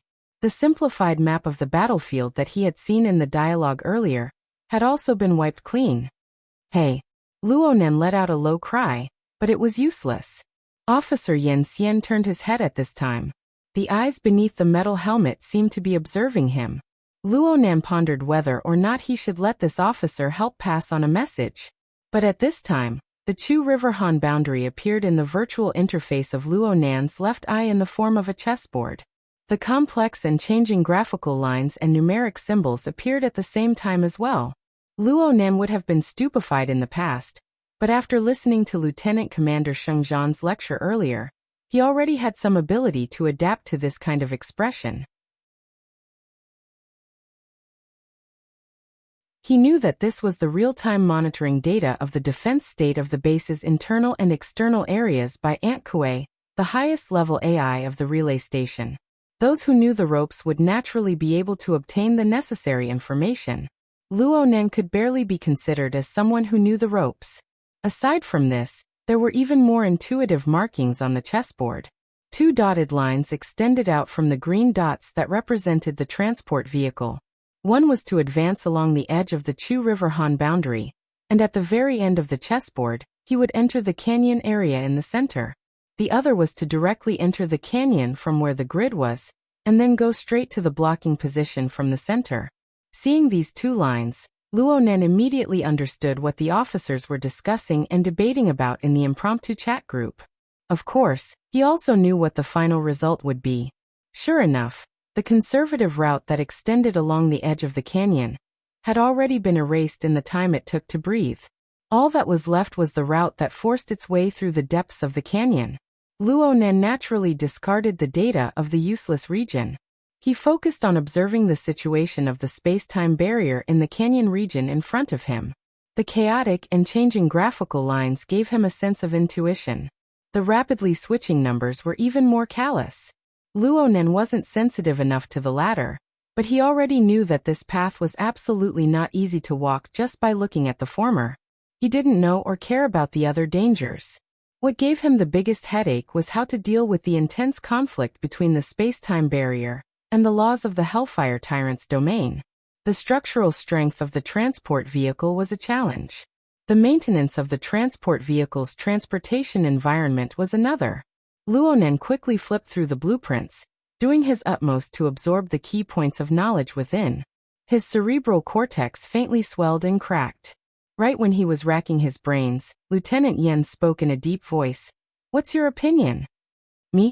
Luo Nan was startled, but he knew that he didn't have the time to hesitate.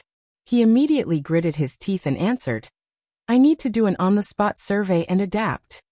This definitely wasn't a good answer, but Lieutenant Yen Xian didn't have any other reaction. He just said, "Then let's go." The light vehicles in front are unable to pass. You activate the follow mode and pin down Jie Gang. I'll be behind you. Jie Gang was a member of Mech Class 9. Luo Nan was one of the pilots of the heavy assault armor. He glanced to the left, looking at the steel behemoth that was 3 times his height and 50 times his weight. Luo Nan had already activated the relevant interface on the Dynamo Core program. Naturally, Luo Nan had no reason to refuse.